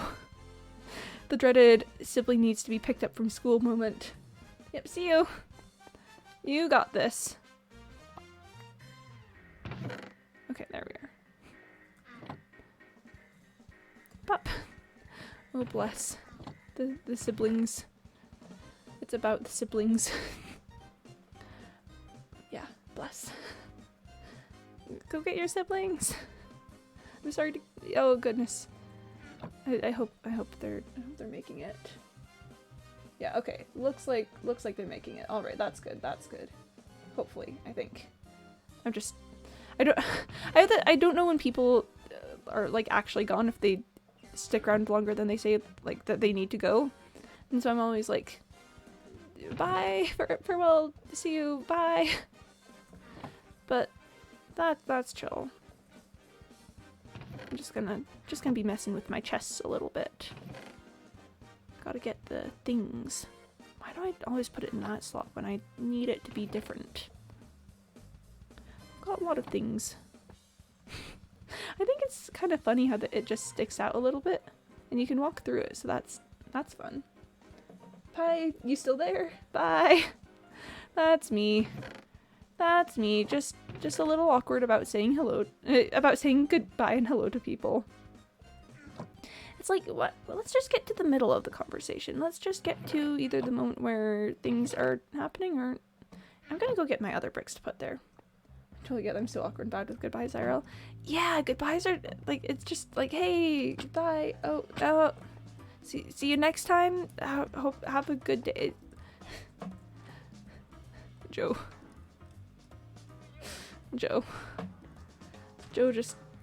just being Joe out there. Hashtag just Joe things. But yeah, no, goodbyes and hellos are fairly awkward in general. I think everyone struggles with that to some extent. Unless they're charisma gods, which you never know. Someone could be a charisma god. More stranger things have happened. And do I have any other bricks anywhere? I don't think I would, because I mean, I've got these bricks, but that will go in a different chest. I think these have been sorted out. Yes, we should be good. Yep, alright. Well, I've got more space. Let's move a lot of this cobble. And some stone. And this cobble. Yeah, that should be good. We're just taking a bit of time to clear the chests. Maybe the real charisma gods are the ones that make hellos and goodbyes not awkward. Honestly, that's probably it. The entrance exam to being a charisma god is, can you make hellos and goodbyes not awkward? That's all we want to see. Like, listen, I know this is a lot, but like, actually, what if I just put a brick in there? No, I'll put a block. But it's so silly. It's just, okay, so you're trying to be like, so you want to be a charisma god. Well, there's a few little things you gotta take care of before you do that. You know, not just everyone can become a charisma god first try. You gotta put some effort into it. You gotta put some work in. Odd. So, alright, the test of whether you can really truly be a charisma god or not is pretty simple. It's a simple, can you say hello and goodbye without making it awkward? It seems easy, but I will have you know that this test has been failed by most people who take it. I love the idea of giving the charisma god character just, you know, the person giving the exam to be a charisma god, just making them the most awkward person, just most, I don't know, kind of voice, you know, the deadpan. Just give them the most deadpan little thing. Charisma god entrance exam. Hello, begin.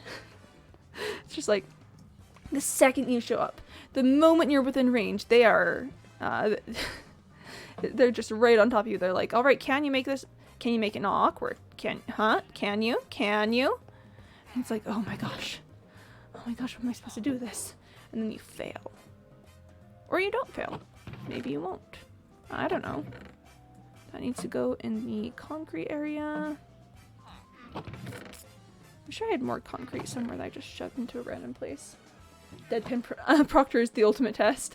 Oh, that's true. I didn't think about that. It does make sense for just the ultimate test to be so deadpan that you can't handle it.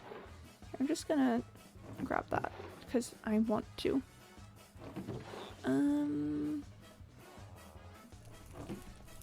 This can go into here. I'm just sorting my chests right now. Listen, there's just a lot of things in the chests. Oh, these need to go into the brick area. I should have spotted that earlier.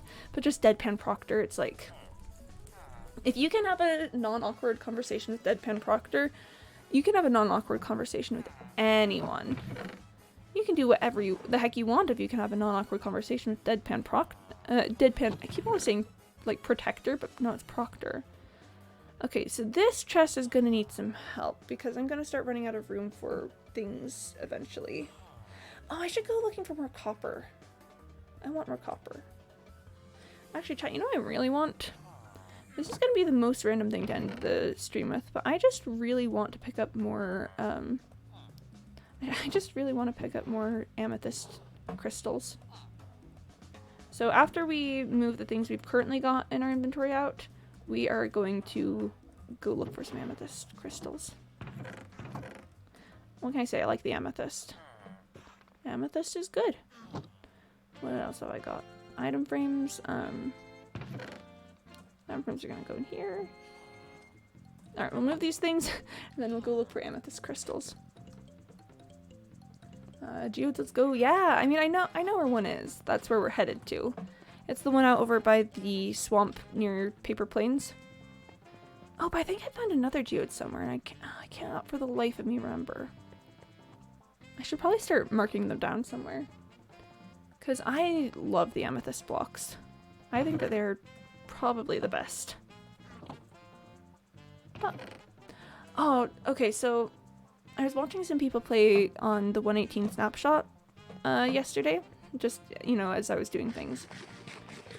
And oof, you want to know what absolutely killed me about it? What just absolutely filled my heart with, like, oh, kind of feelings? The floor of a lot of the, like, lush caves is made out of clay. And I just went, oh, to be a 118 player with that much access to clay. Like, can you just imagine the brick buildings I could build with that kind of resources? Just everything I could do with that sort of supply. It would be so nice. Yeah, just imagine. It's like, oh, I need, because okay. The last time I went out searching for clay, you know, for my big, like, tenement projects and stuff, it took me several hours to fill my inventory with clay blocks. And I was like, I know I'm going to need this much because, you know, buildings and stuff. Oh, there we are. I probably flew right past it. It's like, I know I'm going to need that much eventually. It's just a fact of life. I use that much of everything. Okay, then, where's the ruin portal? There it is. Exposed geode. Whee! And I'm gonna need it.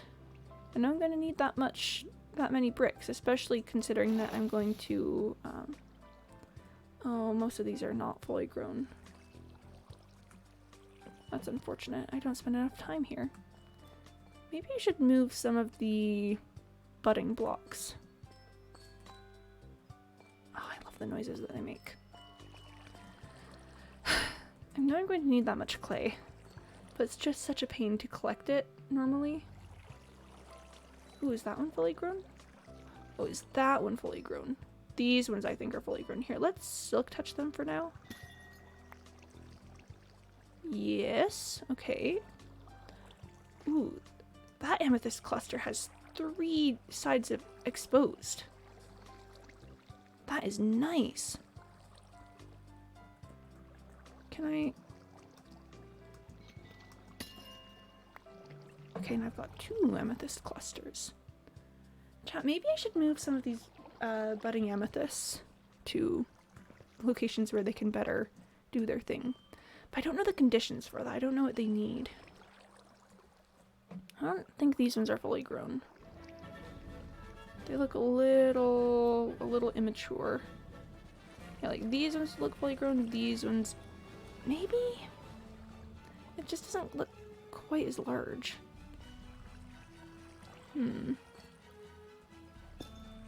Yeah, okay, it's not fully grown. That one is for sure not fully grown. Is that one fully grown though?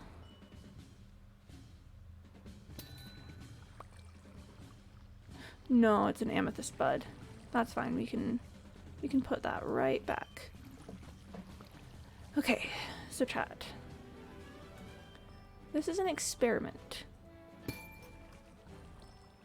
Can you not move them? I thought you could silk touch them and move them. That's why it was an experiment. That's why we run experiments. And now that'll open up that side, so really I didn't lose anything too much. Instead, what we're going to do, chat, is we are going to expose the area around a lot of these. We're going to make it easier for the buds to grow. Look, so we've got that exposed. Okay. So, Chat, experiment was conclusive. You cannot move the budding blocks. So we're just gonna have to deal with that. Just gonna have to probably spend some time here in this area so that the budding amethysts can grow. And that'll have to be okay. Okay, just expose as many sides as possible. Actually, chat, should we expose all of the sides? Should we like dig out through the back? I'll experiment now. Experiment complete. I mean, you have to admit the experiment was complete. We did learn what we wanted to know. We learned if you could move them, and you cannot. Oh, I think I am. I think I am just gonna fully expose them. Just make them float in the air. I like these blocks. I've just got a little exposed amethyst cluster there. Alright. There we are. Oh, what is this brick? Calcite? It's really pretty. Yeah. I got your chat message. Like, calcite's so pretty, just as I was saying. Like, wow, calcite is so pretty. And it is. It just is really pretty. It's just absolutely gorgeous. Okay. We've got a clear growing space here. Like, it kind of looks like what I wanted. It's kind of like marbled in a really pretty way. You know? The calcite just... It looks like a marble countertop or something. And I love that for it. I think the calcite honestly deserves the world, probably. Maybe I should mine out the calcite here. If I like the brick so much... the brick. If you like the block that much, it's yours. Let's leave some torches around. Bop. Amethyst can grow in light, right? They don't need darkness. I'm not hurting them by putting torches around. I really sure hope not. Okay, and that side. I'm trying to leave them like a full space just in case, because I don't know how much room they need to grow. But yeah, no, calcite, just such a gorgeous block. Maybe I should just find tons of geodes, mine out the calcite. Ooh, that right there, that is a completed crystal. Hold on. Dun dun dun dun. Hello there. Yes, okay. Let's just dig around you, little friend right there. Let's just give you some room to breathe. Let's leave a torch right there, just to give you some space. Just to give you a little room to breathe. Oh, the calcite. Such a pretty sound. Let's put the smooth basalt back. Smooth basalt. Oh, and you can get basalt from the nether, so don't even have to worry about that. I was like, is this also rare block? No, it's not. It's chill. I like that we went from, I don't know, organizing chests to all of a sudden, like, I think I'm going to mess around with amethysts. Just the nature of life, chat. That's just the way it runs. Okay, then that one should be fully exposed. The sound it makes. Okay, it does seem to run. Oh, I was like, why is Fortuna so run down? And it's because I've been using her a lot today. Oh, we've got another one here. Got another little friend. Is this the water? No, it's not. Ha ha ha ha ha ha. That is the water. Let's go ahead and up. That'll work.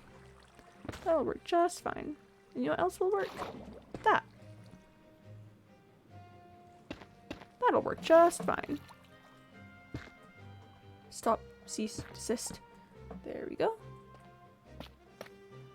And let's mine this side out. And there we go. Fully exposed budding amethyst. Give it a bit more light in here. Oh, we are over time. I better leave. But there's just that two more budding. You know, I'll deal with that another time. I will deal with that another time. And it's nighttime. So let's go ahead and end down here in the pretty amethyst geode. Ah! I fell in the water. Okay, alright. Time flies when you're having fun. Aw. That's so true. That we are having fun. Okay, alright. So let's go ahead and pull off all the armor. Give myself a free hand. Gotta put all the adjustments in. Alright, and okay, thanks for coming on today, guys. It was fun building and figuring out more stuff about Joe with you. That was really exciting. Oh, I think we already have another bud out there. Maybe. That one might have already been there. But yeah, I'll be back tomorrow. I stream Monday through Saturday, starting at 1 p.m. Eastern time. We will probably be continuing work with Joe tomorrow, because I look pink next to the amethyst. That's interesting. I usually look more magenta. But yeah, I hope to see you tomorrow. Hope you have a good day. Oh, I'm hitting the stone right there. Bye! See you tomorrow, hopefully. Thanks everyone who came around and had a good time. Hope to see you next time. Okay, bye. Bye guys, bye!